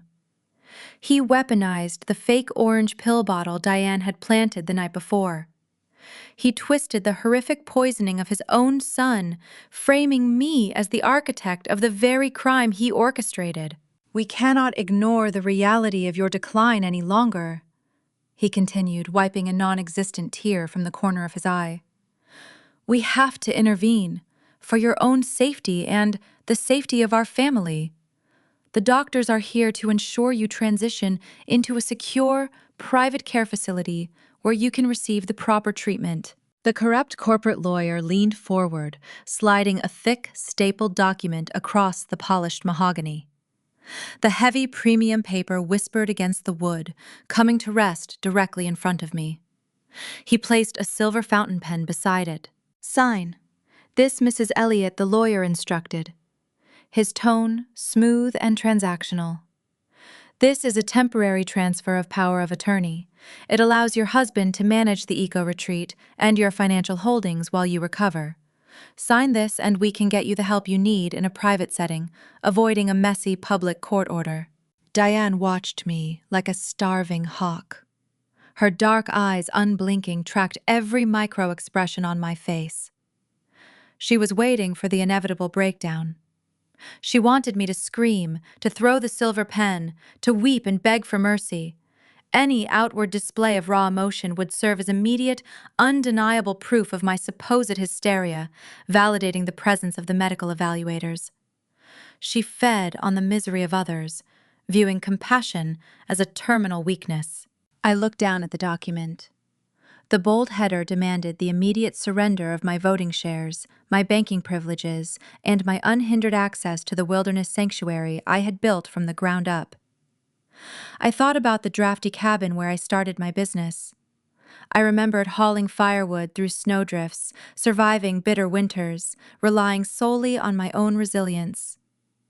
This family of parasites believed a few sheets of forged paper and a plastic hospital bracelet could conquer a woman forged by the high plains. Instead of reaching for the pen, I opened my leather tote bag. I pulled out my smartphone, unlocking the screen with a steady thumb. The room held its collective breath, waiting for my panicked surrender. I opened my encrypted messaging application, selecting the active thread with Mitchell, my Denver attorney. I typed a single word: execute. I pressed send, watching the tiny confirmation icon appear instantly. I lowered the phone, resting my hands calmly in my lap. I looked up, meeting Nathan's gaze.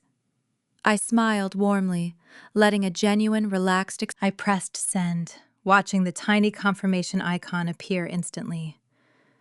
I lowered the phone, resting my hands calmly in my lap. I looked up, meeting Nathan's gaze. I smiled warmly, letting a genuine, relaxed expression wash over my face. I think we need a slightly larger audience for this, Nathan. The silence in the Cheyenne corporate boardroom thickened, turning the air stale and suffocating. Nathan blinked his perfectly styled facade, cracking for a fraction of a second. He did not understand my smile. He had expected tears, a nervous breakdown, or a frantic, desperate plea for mercy. He had positioned the bribed medical evaluators near the door to intimidate me into swift compliance. He thought he held all the winning cards in a rigged game.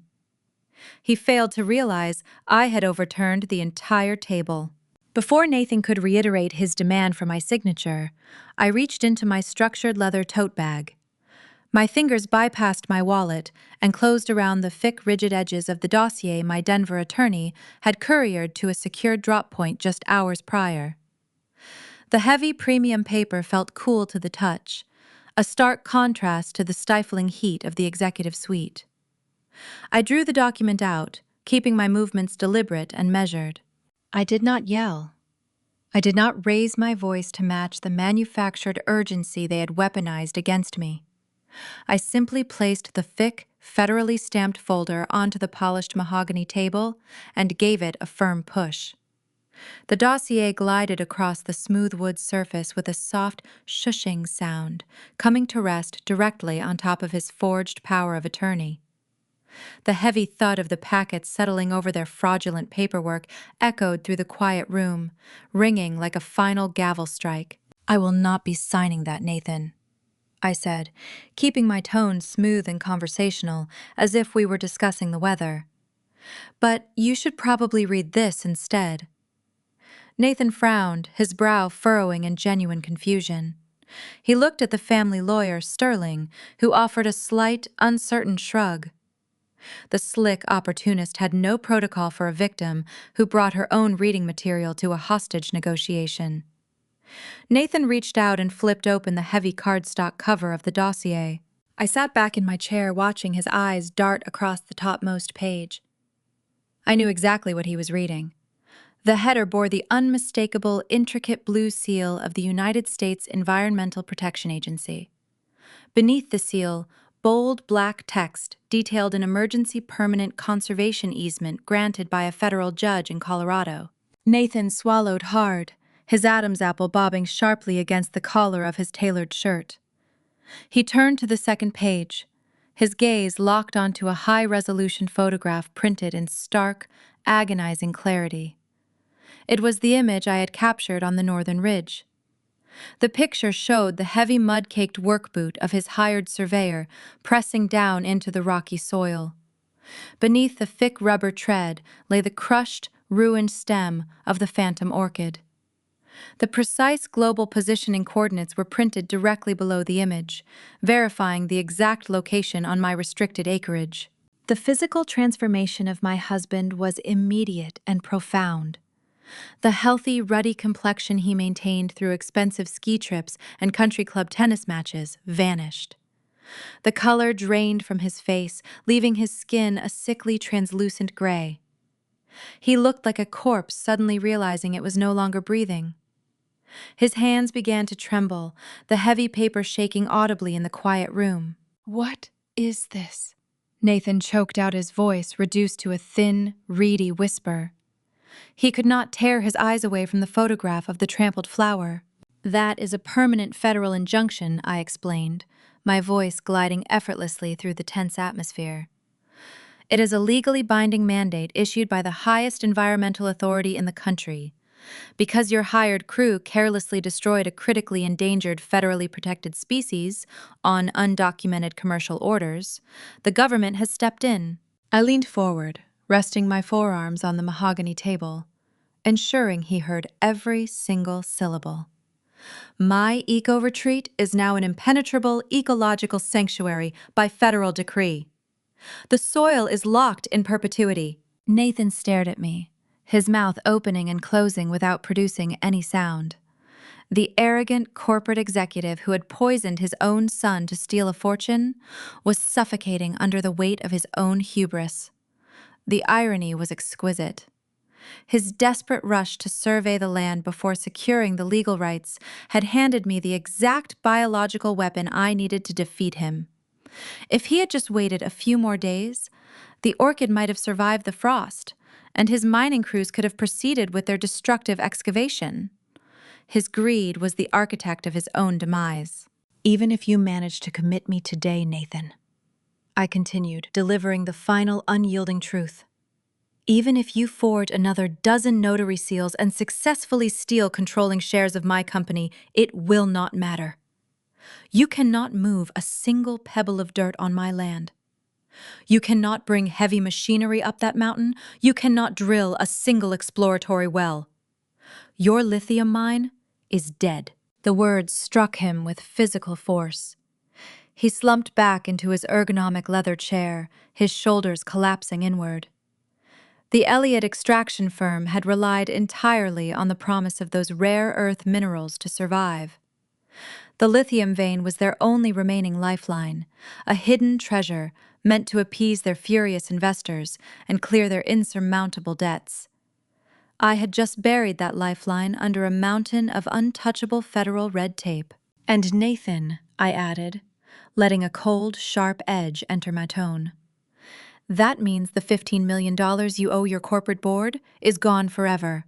You have no way to pay it back.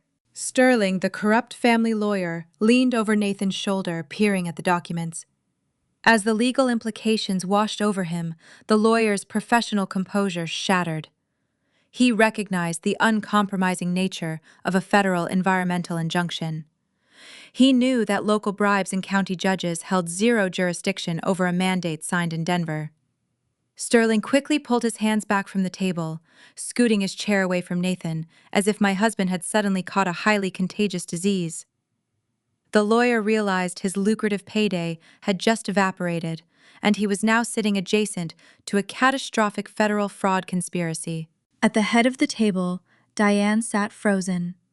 The matriarch of the fading Wyoming dynasty had spent her entire life controlling the narrative. She dictated the terms of every engagement, bending the world to her aristocratic will. She had orchestrated this entire elaborate scheme, manipulating her son, sacrificing her grandson, and attempting to erase her daughter-in-law, all to maintain her illusion of supreme wealth. As the reality of the federal injunction pierced her compartmentalized illusion, her aristocratic mask evaporated. The poised, elegant woman vanished, replaced by a cornered, feral animal. Diane erupted from her high-backed leather chair. She slammed both palms down onto the polished mahogany with a resounding crack that made the hired medical evaluators jump in their seats. Her chest heaved, her eyes wide with a frantic, unhinged fury. The carefully styled strands of her hair fell out of place, framing a face twisted into an ugly snarl. "You vindictive little nobody!" Diane screamed, her voice echoing harshly off the glass walls of the executive suite. Her aristocratic poise shattered into guttural, raw rage. "You have ruined us! You have destroyed generations of this family!" I looked at her, feeling an overwhelming sense of profound peace. Diane had spent years belittling my origins, mocking the drafty hunting cabin where I started my business and sneering at the calluses on my hands. She believed her inherited wealth made her untouchable. She assumed a woman who chopped her own firewood lacked the intellect to navigate a high-stakes corporate battlefield. She had vastly underestimated the resilience forged by the unforgiving high plains. I leaned back in my leather chair, crossing my legs and folding my hands neatly in my lap. I did not raise my voice to match her screaming. I did not need to. True power resides in stillness. "I did not ruin you, Diane," I said, my voice steady and cold. "I just audited you." The silence that followed my declaration was deafening. Diane stood there, her chest heaving, unable to formulate a response to the undeniable truth. Her own reckless embezzlement had ruined her legacy.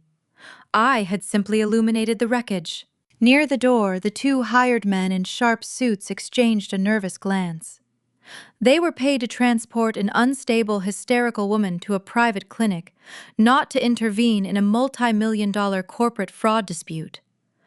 The dynamic in the room had shifted irrevocably, and they recognized the stench of a sinking ship.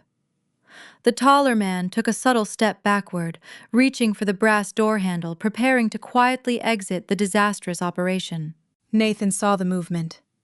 Driven by sheer blind desperation, he lunged out of his chair, pointing a trembling finger toward me. "Do not let her leave," he ordered, his voice cracking with a frantic, pathetic authority. "Grab her, right now. The paperwork is still valid. Just get her out of this building." The situation teetered on a dangerous precipice. The legal battle had concluded, but Nathan's refusal to accept his total defeat threatened to plunge the room into a physical altercation. He was a drowning man, determined to drag everyone down into the dark water with him. I kept my eyes locked on the heavy double doors, waiting for the final piece of my tactical strike to arrive. Nathan pointed his trembling finger at me, demanding the hired men seize me. The two medical evaluators stood frozen near the threshold, weighing their illicit cash payment against the sudden, overwhelming presence of a federal environmental injunction. They were mercenaries hired to quietly transport a fragile housewife, not bouncers paid to silence a corporate whistleblower. The taller man lowered his hands, taking another cautious step toward the exit. Nathan opened his mouth to scream another order, but the words never left his throat. The heavy brass handles of the primary boardroom doors turned with a loud, definitive click. The thick mahogany panels swung inward, parting like a theatrical curtain to reveal the final act of the Elliott family downfall. Mitchell Vance strode into the executive suite. My Denver attorney wore a tailored charcoal suit, projecting an aura of razor-sharp competence. He moved with the effortless grace of a predator entering a familiar hunting ground. Mitchell had built his reputation tearing apart predatory extraction companies that polluted his childhood neighborhoods. He despised aristocratic dynasties that operated above the law. And today, he was delivering the fatal blow to one of the oldest corrupt lineages in Wyoming. He did not walk alone. Flanking him on either side were three stern men wearing dark navy windbreakers. The bright yellow block lettering printed across their chests read, "Securities and Exchange Commission." The air in the sprawling room seemed to evaporate instantly, sucked into the vacuum of unyielding federal authority. Nathan scrambled backward, his expensive leather chair squeaking harshly against the polished hardwood floor. He threw his hands up in a frantic defensive gesture, his eyes darting wildly between the stoic federal agents and his own corrupt lawyer. "Who the hell are you?" Nathan shouted, his voice cracking with a high-pitched terror that shattered his polished executive facade. He pressed his back against the glass wall of the conference room, looking like a trapped animal searching for a non-existent escape route. Mitchell did not flinch. He did not raise his voice or match Nathan's frantic energy. He stopped at the edge of the mahogany table, folding his hands together with practiced calm. "I am Mrs. Elliott's legal counsel," Mitchell stated, his voice ringing clear and authoritative through the silent room. "And these gentlemen are federal investigators from the Securities and Exchange Commission. We are here to address severe irregularities regarding your corporate investor pool and offshore financial holdings." The color drained entirely from Diane's face. The formidable matriarch who had dictated the terms of Jackson Hole high society for decades shrank into her seat. The mere mention of the Federal Financial Commission struck a fatal blow to her carefully constructed illusion of wealth. She knew her unearned empire was built on stolen capital, and the architects of her ruin had just walked through the front door. Sterling, the slick family lawyer, slid his chair further away from his clients, lowering his gaze to the table. He was calculating his own legal exposure, preparing to sever all ties with the sinking ship to save his own license. Without waiting for an invitation, Mitchell walked toward the head of the table. He reached into his leather briefcase and retrieved a sleek digital tablet.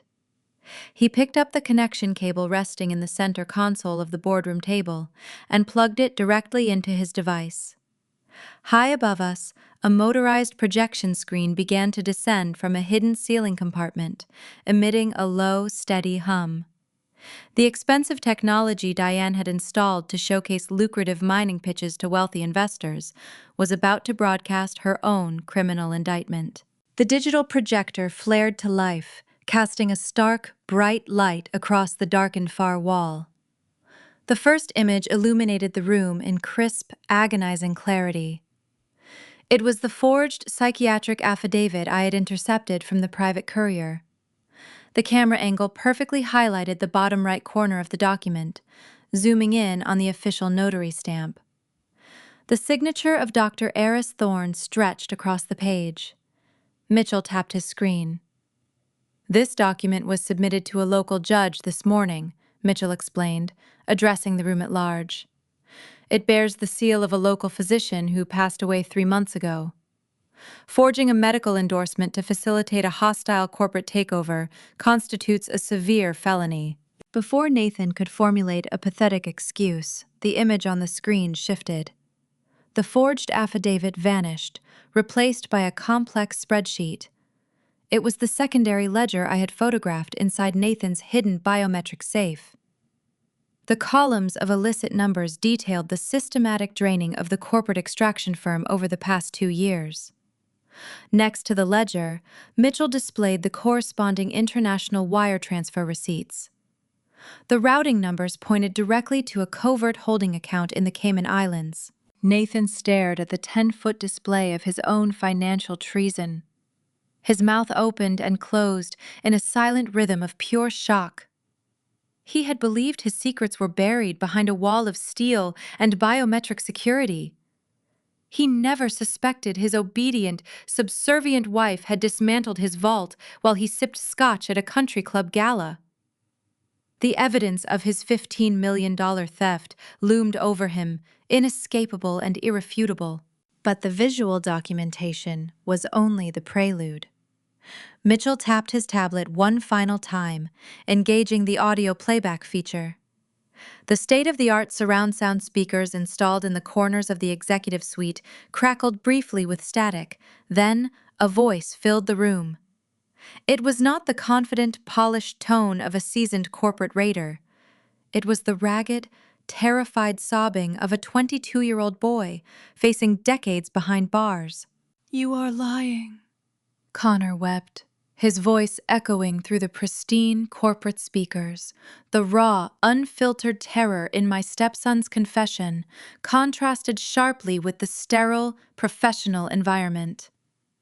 "Dad said we just needed her land.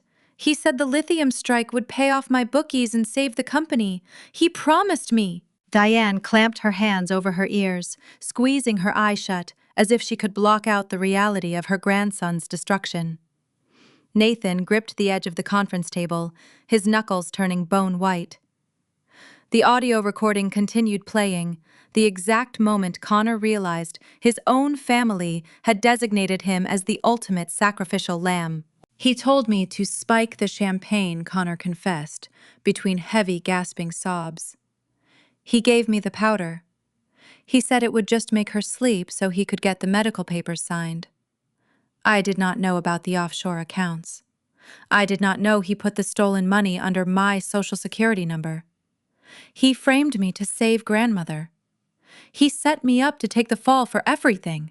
The recording ended, leaving a profound, devastating silence in its wake. The father and son alliance was shattered, broadcasted for the federal agents to hear. Nathan had traded his own flesh and blood to protect a dying legacy, and now the entire scheme lay exposed under the harsh glare of the projector. The two bribed medical evaluators standing near the door realized the true magnitude of the situation.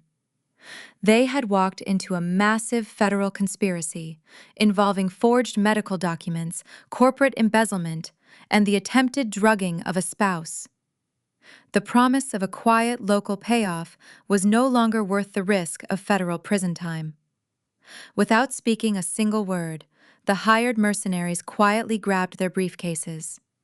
They turned the brass handles and slipped out the side exit, vanishing into the corridor to save themselves. The rats were abandoning the wreckage, leaving the architects to drown. Nathan slowly turned his head, looking at the heavy wooden doors where his hired muscle had just fled. He looked at the 3 stern federal agents blocking the primary exit, their hands resting near their utility belts. Every single escape route was sealed tight. The trap he had spent months meticulously building to capture my land and my life had just snapped shut around his own neck. He was a bankrupt, disgraced executive facing decades in a federal penitentiary. His legs gave out, unable to support the crushing weight of his failure. He slumped into his leather chair, his pristine tailored suit wrinkling around his defeated frame. He looked across the mahogany table, his eyes locking onto mine. The arrogant, predatory gleam was gone, replaced by the hollow, desperate pleading of a broken man. He saw his entire future reduced to ashes, and he reached out toward the only person who had ever truly built anything of value. "Julie," Nathan whispered, his voice cracking as tears spilled over his lower lashes. "Please, you have to tell them this is a misunderstanding. Please help me." I sat in my chair, my posture rigid and perfect. I stared back at the man who had poisoned his son, forged a dead man's signature, and tried to lock me in a psychiatric ward just to strip mine my sanctuary. I felt no pity. I felt no sorrow. My expression was made of pure, unyielding ice. "I am legally incapacitated, Nathan," I replied, my voice echoing with a final, chilling serenity. "I cannot help you."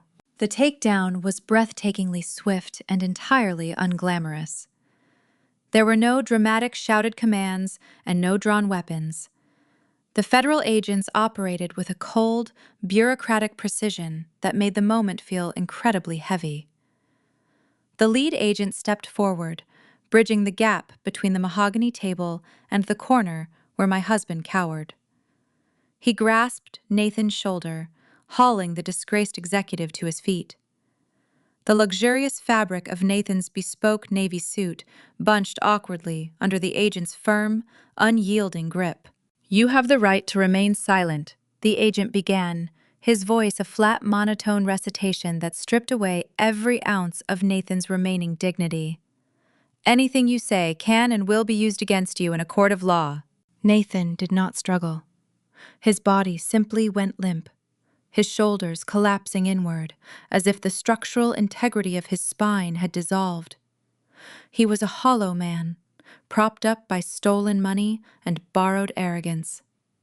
Without that financial armor, he was nothing more than a terrified coward facing the crushing weight of federal justice.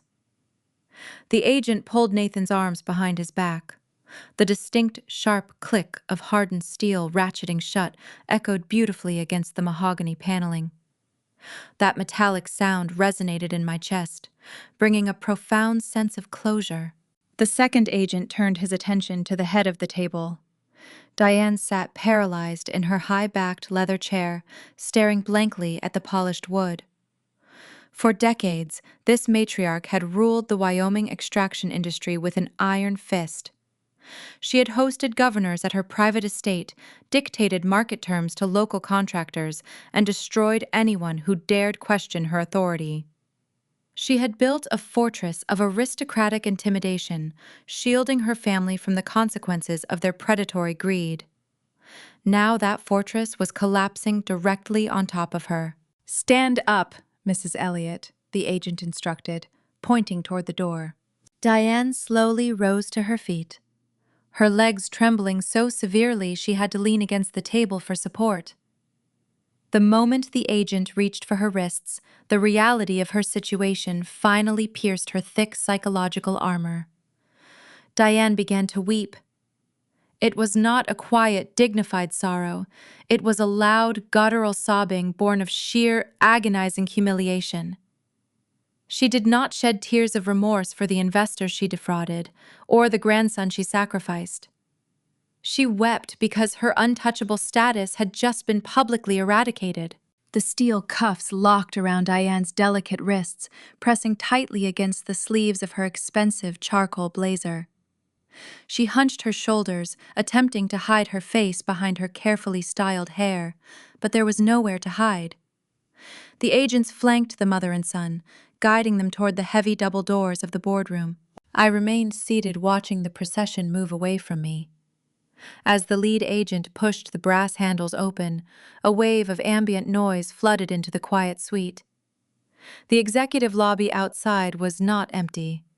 The board of directors, alongside dozens of elite corporate peers and prominent local investors, had gathered for a scheduled quarterly meeting. They stood scattered across the marble floor, holding coffee cups and leather portfolios, waiting for the Elliott family to deliver their highly anticipated financial report. Instead, they witnessed the total annihilation of the dynasty. The lobby fell into a stunned, breathless silence as Nathan and Diane were marched into the open space. The gathered elites stared in wide-eyed shock. These were the same politicians and executives who had attended Diane's lavish charity galas and toasted to Nathan's manufactured success just days prior. Now they watched the matriarch of the Wyoming extraction empire paraded out like a common street thief. Diane let out a ragged gasp, twisting her body in a futile attempt to shield her tear-stained face from the audience. I watched through the open doorway as her peers reacted. Several board members physically stepped backward, creating a wide path of avoidance. Others whispered, shielding their mouths with their hands, their eyes locked onto the steel cuffs binding her wrists. The social armor Diane had spent a lifetime forging shattered into a million irreparable pieces right there on the marble floor. She was a pariah, an outcast, exposed to the unforgiving judgment of the very society she once commanded. That profound public disgrace was the poetic justice she truly deserved. The heavy doors swung shut, cutting off the chaotic murmurs of the lobby. The boardroom felt incredibly expansive now, drained of the toxic presence that had suffocated me for years. Mitchell, my Denver attorney, stood near the projection screen methodically packing his digital tablet and legal documents into his leather briefcase. He snapped the latches shut and turned toward me, a deeply satisfied grin spreading across his face. The predator had successfully cornered his prey, and he was savoring the victory. The marshals picked up Connor at the estate 20 minutes ago, Mitchell announced, delivering the final piece of the tactical strike. I looked at him, feeling a brief flicker of curiosity regarding my stepson. Did he resist? I asked, my voice steady and calm in the quiet room. Not at all, Mitchell replied, pulling out a chair and sitting across from me. The boy practically ran to the federal marshals. The moment they presented the arrest warrant, he invoked his right to counsel and immediately offered to turn state's evidence. He is terrified of his father's bookies, and he knows the federal government is his only protection right now. By cooperating fully and delivering the offshore banking tokens, he will likely avoid a mandatory prison sentence. I nodded, absorbing the fate of the young man who had tried to poison me. Connor had spent his entire life coasting on an unearned trust fund, believing his family name immunized him from consequence. How does he plan to survive without the Elliott fortune backing him? I inquired. Mitchell let out a dry, humorless laugh. He does not have a fortune anymore, Julie. As part of his cooperation agreement, Connor had to surrender all claims to his inherited assets. The trust fund, the luxury vehicles, the offshore accounts, everything is seized. He is walking away utterly penniless. He will have to find a minimum wage job in a new state just to feed himself. The golden child is officially cut off. It was a harsh reality for a boy raised in endless luxury. But it was a necessary reckoning. Connor had chosen to participate in a lethal conspiracy rather than face the consequences of his own gambling debts. Poverty would be a steep learning curve, but it was a far better teacher than a federal penitentiary. "What happens to the company now?" I asked, shifting my focus to the broader corporate battlefield. Mitchell checked his watch, noting the time with clinical precision. "The Securities and Exchange Commission is freezing all of their corporate and personal assets as we speak. Every bank account, every stock portfolio, and every line of credit associated with the Elliott name is currently locked down. The extraction firm goes into federal receivership by noon today. A government-appointed trustee will step in, liquidate the remaining assets, and attempt to make the defrauded investors whole. The dynasty is officially dead, Julie." I stood up from the mahogany table, leaving the forged power of attorney resting uselessly near the center console. I walked over to the floor-to-ceiling windows, looking out over the sprawling, windy Wyoming plains. The morning sun illuminated the distant highways and the endless stretches of rugged terrain. For months, I had been holding my breath, playing the role of the submissive victim, navigating a minefield of deception and psychological warfare. I had endured Diane insulting my heritage, Nathan plotting my commitment, and Connor dropping powder into my glass. I had lived in a constant state of calculated vigilance, waiting for the perfect moment to drop the anvil. Now, staring out at the vast horizon, the air inside my lungs had never felt cleaner. The oppressive weight of the Elliott family was gone, lifted by the undeniable force of federal justice and my own unwavering resilience. I had protected my land, my business, and my sanity. However, the war was not entirely over. The criminal elements were locked in holding cells, and the corporate entity was dismantled, but my legal ties to Nathan still existed on paper. Marriage is a binding contract, and untangling my pristine eco-retreat from the radioactive fallout of his bankruptcy required one final decisive maneuver. Nathan would undoubtedly try to claim a portion of my self-made wealth during the divorce proceedings, attempting to drain me from behind bars out of sheer spite. I needed to execute a flawless severance, stripping him of his marital rights and securing my sanctuary forever. The battle for my freedom was shifting from the criminal courts to the family docket, and I was ready to deliver the killing blow. The divorce proceedings that followed the corporate raid unfolded with a chilling efficiency. Family court dockets usually drag on for years, bogged down by bitter disputes over shared properties and hidden bank accounts. My legal dissolution, however, resembled a swift surgical extraction. Mitchell litigated the case with the precision of a seasoned combat veteran clearing a battlefield. We sat in a sterile, brightly lit Cheyenne courtroom, facing a judge who harbored zero tolerance for white-collar criminals. Nathan did not attend the hearing in person. He appeared on a large flat-screen monitor mounted to the courthouse wall, broadcasting live from a federal holding facility. The visual contrast provided a stark testament to his profound downfall. The man who once curated a wardrobe of imported wool suits and silk ties now wore a stiff, faded orange jumpsuit. The synthetic fabric hung loosely over his shrinking frame. His perfectly styled hair had grown unruly, and his face carried the pale, hollow look of a man who realized his golden tongue held zero currency behind reinforced steel bars. He sat at a metal table flanked by a bored public defender. His original high-priced legal team had abandoned him the moment the government froze his assets, leaving him entirely dependent on the state. The presiding magistrate reviewed the mountain of forensic evidence Mitchell provided. Nathan attempted to argue for a standard division of marital assets, clinging to a desperate hope that he could siphon a percentage of my eco-tourism revenue to fund his eventual commissary account. His public defender mumbled a half-hearted motion citing the duration of our marriage. Mitchell did not even bother to stand up. He simply slid a single bound folio across the bench. The pages detailed how Nathan explicitly utilized our joint checking accounts to purchase the chemical sedative and to pay the corrupt notary who forged the medical affidavit. My husband had financed his criminal conspiracy using my hard-earned capital. The magistrate adjusted his spectacles, reading the highlighted transaction logs. His expression hardened into a mask of judicial disdain.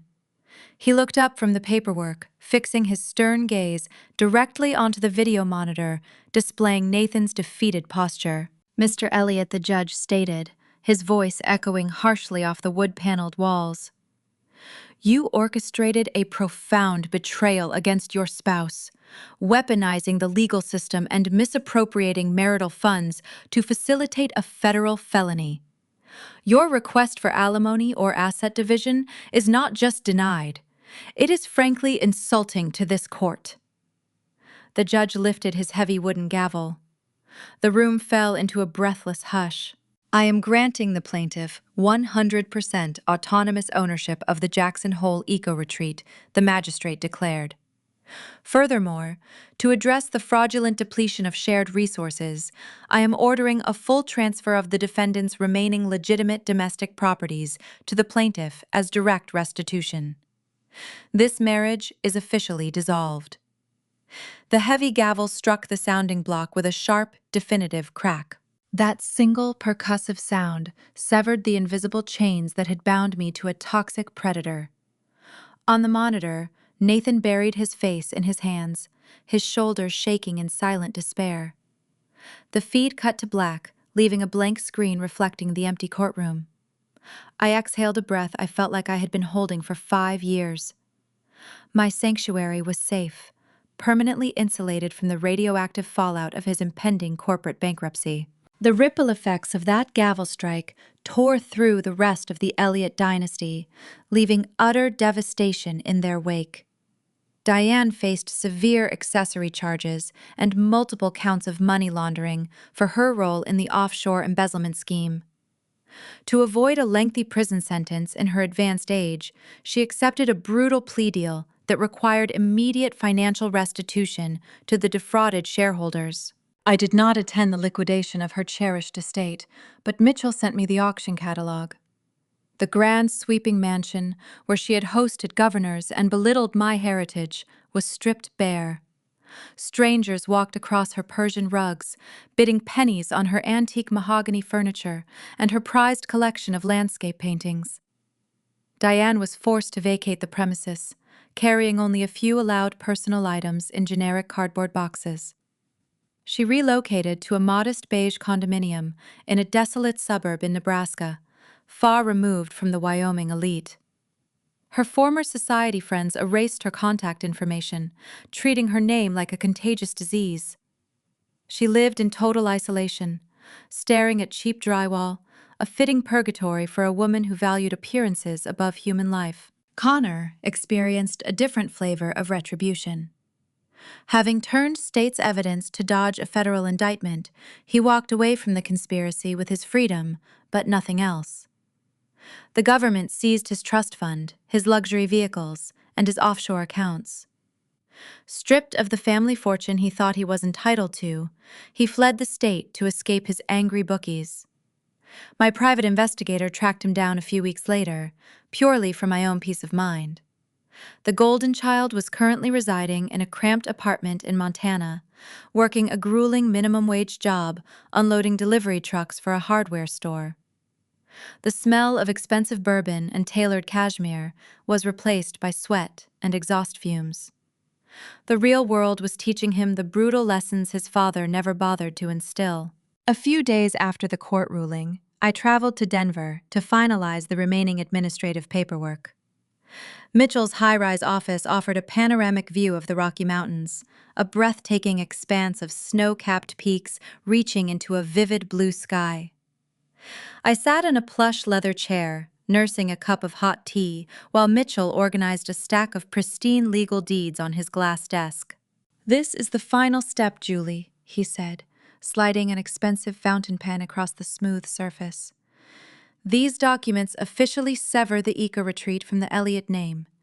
We are transferring the deed into a secure holding company registered under your maiden name. I picked up the pen, feeling the cool weight of the metal barrel against my fingertips. For half a decade, I had signed my name as Julie Elliott, adopting the mantle of a dynasty that viewed me as a disposable asset. I pressed the nib to the thick cotton paper. I signed my true name, Julie Bennett, with bold, sweeping strokes. The ink dried quickly, sinking into the fibers binding my property to my own identity. No one would ever threaten my land, my business, or my sanity again. I had reclaimed my kingdom. Mitchell gathered the signed documents, placing them into a secure file. "Congratulations, Ms. Bennett," he smiled, using my reclaimed name for the first time. "You are officially untouchable." I stood up, preparing to shake his hand and return to my peaceful life in the wilderness. The war was won. The casualties were sorted. I looked forward to a quiet evening watching the stars over the Teton Valley. However, a sharp knock on the office door interrupted our celebration. Mitchell's paralegal stepped into the room holding a small, sealed envelope. Her expression looked troubled. "I am sorry to interrupt Mitchell," she said, handing him the parcel, "but this just arrived via certified courier. The return address is the federal penitentiary in Leavenworth. It is marked urgent and highly confidential for your client." My newfound peace fractured instantly. The temperature in the office seemed to drop 10 degrees. I stared at the stark white envelope resting in Mitchell's hands. Nathan was locked away, stripped of his wealth and his power, yet he had managed to send a certified dispatch from behind concrete walls. Predators rarely concede defeat quietly. They always attempt to land one final parting blow to prove they can still reach you in the dark. Mitchell offered me a cautious look, waiting for my instruction. The silence stretched tight as a bowstring. The legal severance was complete, but the emotional battlefield required one last confrontation. I took a deep breath, reaching out to accept the letter, knowing that whatever words my ex-husband had penned would demand a response he never saw coming. I gripped the edge of the sealed parcel, feeling the rough texture of the institutional paper beneath my fingertips. The stark return address printed in the upper corner bore the official designation of the federal penitentiary in Leavenworth. My thumb hovered over the flap. A residual instinct, born from years of enduring psychological warfare, urged me to brace for an impact. Nathan had spent his entire adult life dictating the terms of reality for everyone around him. Even from behind reinforced concrete and razor wire, he was attempting to cast a long, dark shadow over my hard-won freedom. I slid my finger under the seal and tore it open. Inside rested a single sheet of lined yellow paper. The handwriting spanning the page was not the bold, elegant script Nathan used to sign lucrative corporate contracts. The letters were cramped, erratic, and smeared with sweat. I read the frantic ink tracing his desperate spiral into irrelevance. He did not offer an apology. He did not express remorse for drugging his son or attempting to strip mine my sanctuary. Instead, he launched into a pathetic, transparent bluff. He claimed he had established a hidden secondary trust in a different offshore jurisdiction before the federal agents raided his office. He threatened to unleash a shadow team of ruthless defense attorneys to drag me back into a decade of grueling civil litigation unless I agreed to deposit a substantial monthly allowance into his prison commissary account. He was drowning in a cage and trying to use a ghost story as a life preserver. I read the final sentence and waited for the familiar spike of anxiety. I waited for the cold dread to settle in my stomach. I searched my pulse for a sudden, erratic leap. Nothing happened. My heartbeat remained steady and calm. The air in Mitchell's high-rise office felt perfectly still. I looked at the yellow paper and saw it for exactly what it was. It was not a weapon. It was the frantic thrashing of a predator that had finally starved to death. Nathan held zero leverage. His threats were empty fabrications designed to elicit a reaction, to force me to acknowledge his existence. The response he never saw coming was the ultimate weapon of the victorious. Apathy. Mitchell watched me from across his glass desk, his expression guarded. "Do we need to file a restraining order regarding his incoming correspondence?" Mitchell asked, his tone carrying a protective edge. I shook my head, offering a serene smile. "He is a ghost, Mitchell. Ghosts only haunt the people who still believe in them." I stepped toward the sleek, industrial cross-cut shredder resting near the corner of the office.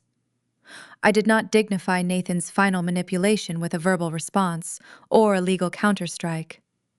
I simply fed the yellow paper into the narrow slot. The machine whirred to life, emitting a satisfying mechanical hum as it devoured his empty threats in a matter of seconds. The paper turned into a pile of meaningless confetti. The tether was permanently severed. I picked up my coat, shook my lawyer's hand one final time, and boarded a flight back to the high plains. 6 months passed, transforming the rugged Wyoming landscape from a bitter, frozen battleground into a vibrant, thriving sanctuary. The deep winter snows melted away, feeding the rushing rivers and painting the sweeping valleys in brilliant shades of emerald green. The eco-retreat flourished under my unhindered direction. Without the constant siphoning of capital to float the Elliott family debt, my business revenue tripled. I constructed 3 new luxury timber cabins near the southern ridge, expanding our capacity for international guests seeking authentic wilderness experiences. I spent my mornings hiking the northern trails, breathing in the sharp, clean scent of pine needles and damp earth. I frequently visited the geothermal springs standing near the bubbling mineral pools. The phantom orchids had bloomed in stunning abundance, their delicate white petals standing out starkly against the dark, rich soil. They grew freely, protected by the uncompromising shield of federal environmental law. No heavy machinery would ever desecrate that ground. The rare earth lithium slept undisturbed beneath the bedrock, exactly where it belonged. As the late summer warmth began to yield to the crisp, cooling breezes of early autumn, I decided to host a private dinner on the main terrace of the primary lodge. The evening sky stretched overhead, a flawless canopy of deep indigo, preparing to reveal a brilliant tapestry of stars. The sprawling wooden deck was adorned with simple, elegant touches. Strings of warm amber lights wove through the heavy timber beams, casting a soft, inviting glow over the long, rustic oak table. This gathering did not resemble the stifling formal events Diane used to orchestrate. There were no high society snobs exchanging hollow pleasantries. There were no corrupt executives evaluating my worth based on inherited stock portfolios.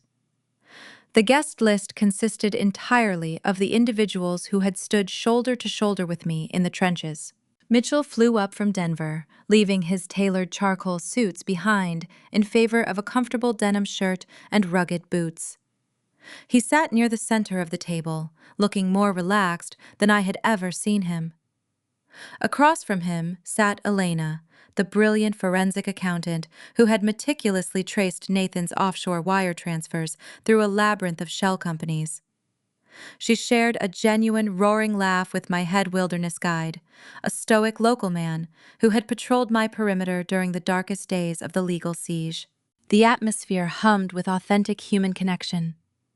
The catering staff served a rich, authentic High Plains feast featuring roasted bison steaks, locally foraged root vegetables, and fresh mountain berries. We ate, we drank, and we shared stories that had nothing to do with corporate espionage or psychiatric affidavits. For the first time in 5 years, I sat at the head of a table and felt entirely secure in my own kingdom. As the dinner plates were cleared away, a familiar stillness settled over the terrace. A waiter approached my seat carrying a silver tray, holding a chilled bottle of pristine vintage champagne and a row of spotless crystal flutes. The visual echo of my 45th birthday dinner flashed briefly in my mind, but it carried no venom. It was a memory stripped of its power. I held up a hand, signaling the waiter to stop. "I will take it from here," I murmured, offering him a warm nod of gratitude. I picked up the heavy dark green bottle, feeling the condensation cool against my palms. I did not delegate the task. I peeled away the gold foil using my own thumbnail. I untwisted the wire cage, ensuring my grip remained firm and steady. With a controlled, deliberate motion, I popped the cork. The soft, festive sigh of the escaping pressure drifted over the table, drawing the attention of my guests. I poured the golden liquid into the pristine crystal, watching the tiny effervescent bubbles rise rapidly to the surface. The glasses were clean, the champagne was pure, the environment was secure. I picked up a silver dessert spoon and gently tapped the rim of my flute. The clear, ringing note cut through the lively chatter, silencing the laughter and drawing every eye toward the head of the table. I stood up, feeling the solid wooden planks of the deck beneath my boots. I looked around at the genuine faces of the people who actually respected my intellect and honored my resilience. A year ago, a toast at my birthday dinner nearly ended my life. I began my voice carrying clearly through the crisp night air.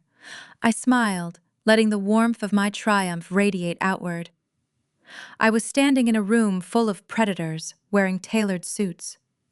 I was told that a surprise was coming, and in the end, they were right. I raised my crystal glass, holding it high against the backdrop of the towering Teton Peaks. The surprise was that when you back a woman into a corner in the mountains, she does not surrender, I declared, meeting Mitchell's proud gaze and then Elena's beaming smile. She causes an avalanche. The table erupted into joyous, heartfelt applause. We reached across the white linen, clinking our glasses together in a symphony of ringing crystal. The sound drifted out over the sprawling, windy plains, carrying a declaration of sovereign victory into the dark. I brought the rim to my lips and took a deep, lingering sip. The vintage champagne washed over my tongue, crisp and bright. It tasted perfect. There was no bitterness clinging to the finish. There were no hidden poisons waiting to pull me under.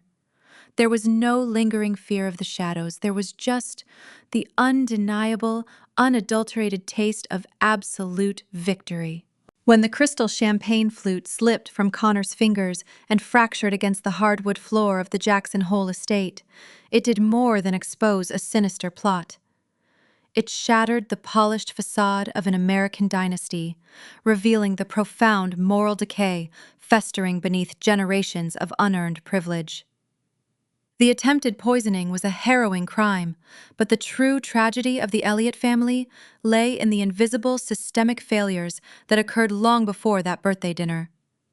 It was a failure of guidance, a failure of emotional integrity, and ultimately, a catastrophic failure of parenting. In the modern American cultural landscape, we are frequently seduced by the illusion of the perfect family legacy. We often equate successful child-rearing with material provision. We strive to leave behind sweeping estates, diverse stock portfolios, and ironclad trust funds, operating under the assumption that a robust financial foundation is the ultimate expression of parental devotion. But the trajectory of Nathan, Diane, and Connor serves as a chilling testament to the dangers of this superficial metric. When the accumulation of wealth supersedes emotional awareness, and when the preservation of a prestigious family name eclipses the necessity of fundamental honesty, the resulting inheritance is nothing but ashes. Nathan and Diane operated under a twisted interpretation of family responsibility. They raised Connor in an environment entirely devoid of accountability, shielding him from the natural friction of the real world. When the young man accumulated insurmountable gambling debts, a healthy, traditional family structure would have utilized the crisis as a crucible for vital personal growth. A parent, grounded in genuine fairness and moral clarity, would have guided him through the painful, humiliating process of facing his creditors and paying his dues. They would have allowed him to feel the heavy, uncomfortable weight of his own reckless choices. Instead, Nathan offered his son a shortcut, paved with cowardice and deceit. This dynamic exposes a deeply flawed parenting philosophy that quietly plagues many affluent households: the fatal conflation of rescue with love. Nathan did not protect his son by offering to clear his debts with the spoils of a stolen lithium strike. He weaponized the boy's desperation, manipulating him into committing an unthinkable act of harm against his stepmother. He taught Connor that morality is transactional, that rules apply only to those without the capital to bypass them, and that it is permissible to destroy another human being to save your own skin. This is not guidance. It is the systematic dismantling of a child's conscience. The betrayal, however, runs much deeper than a flawed moral compass. The most harrowing revelation was not the sedative in the glass. It was the Cayman Islands bank account registered under Connor's social security number.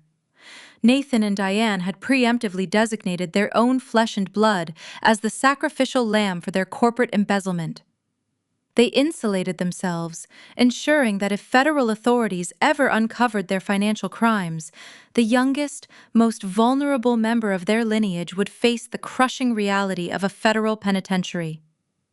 This represents the ultimate subversion of parental duty. They did not shield their young. They built a fortress of lies and used his future as the mortar. Raising children within a meaningful traditional family structure requires an unwavering commitment to emotional awareness. It demands the courage to look at your child and recognize their flaws, their fears, and their failures without rushing to cover them up with a checkbook or a fabricated alibi.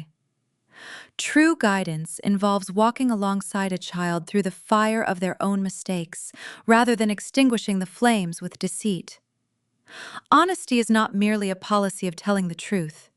It is the active, daily refusal to curate a false reality. By shielding Connor from the minor consequences of his youth, his family left him entirely unequipped to navigate the devastating reality of his adulthood. Julie, the self-made survivor of the High Plains, stood in stark contrast to the Elliott family's hollow prestige. She embodied the very values that Nathan and Diane discarded: resilience, transparency, and a fierce accountability to the environment and the people around her. When she backed Connor into the hallway, armed with the undeniable proof of his family's betrayal, she did not just break his arrogant facade. She performed the most vital parental intervention he had ever received. She shattered the illusion of his toxic safety net, forcing him to look at the horrifying reality of his inheritance. It was a harsh, unforgiving lesson, but it was the first honest interaction the boy had experienced in his entire life. If this exploration of fractured loyalties and the quiet battles we fight behind closed doors resonates with your own journey, or if you have ever had to unlearn toxic family dynamics to find your own peace, I encourage you to hit like and subscribe to Sarah Told Stories. We share narratives that dive deep into the complexities of human resilience, the illusions of perfection, and the courage it takes to rewrite your own ending. Months after the gavel struck in the Cheyenne courtroom, Connor found himself stripped of his trust fund, his luxury vehicles, and his elite status. He was forced to take a minimum-wage job, unloading delivery trucks in a frigid Montana hardware store. To the outside observer, this steep fall from grace might look like a profound tragedy. It appears to be the devastating ruin of a young man's potential, a cautionary tale of a dynasty lost. But true clarity often requires us to look past the conventional metrics of success and failure. Connor's poverty is not his punishment. It is his salvation. For the first time in his 22 years, he is lifting a weight that he actually earned. He is breathing air that is not suffocated by the toxic expectations of a dying empire. He is learning the texture of an honest day's labor far removed from the predatory shadow of his father and grandmother. The calluses forming on his hands are the first genuine things he has ever owned. We are culturally conditioned to believe that a parent's highest calling is to shield their children from the harsh, unforgiving edges of the world. We build walls to keep the cold out, oblivious to the fact that we are slowly suffocating the very life we intend to protect. But love, in its purest, most authentic form, is not a shield. It is a mirror. It is the agonizing, selfless act of stepping back and allowing the people we cherish to shatter, knowing that they can only rebuild themselves with pieces that are real. The ultimate truth of family does not reside in shared genetics, inherited estates, or the desperate preservation of a legacy. Blood is merely a biological coincidence. Loyalty is a conscious moral choice. Sometimes the most profound act of love a parent can perform is to stop rescuing their child from the fire. Sometimes the only way to truly save a lineage is to let the corrupt kingdom burn entirely to the ground, leaving nothing behind but the fertile soil of consequence.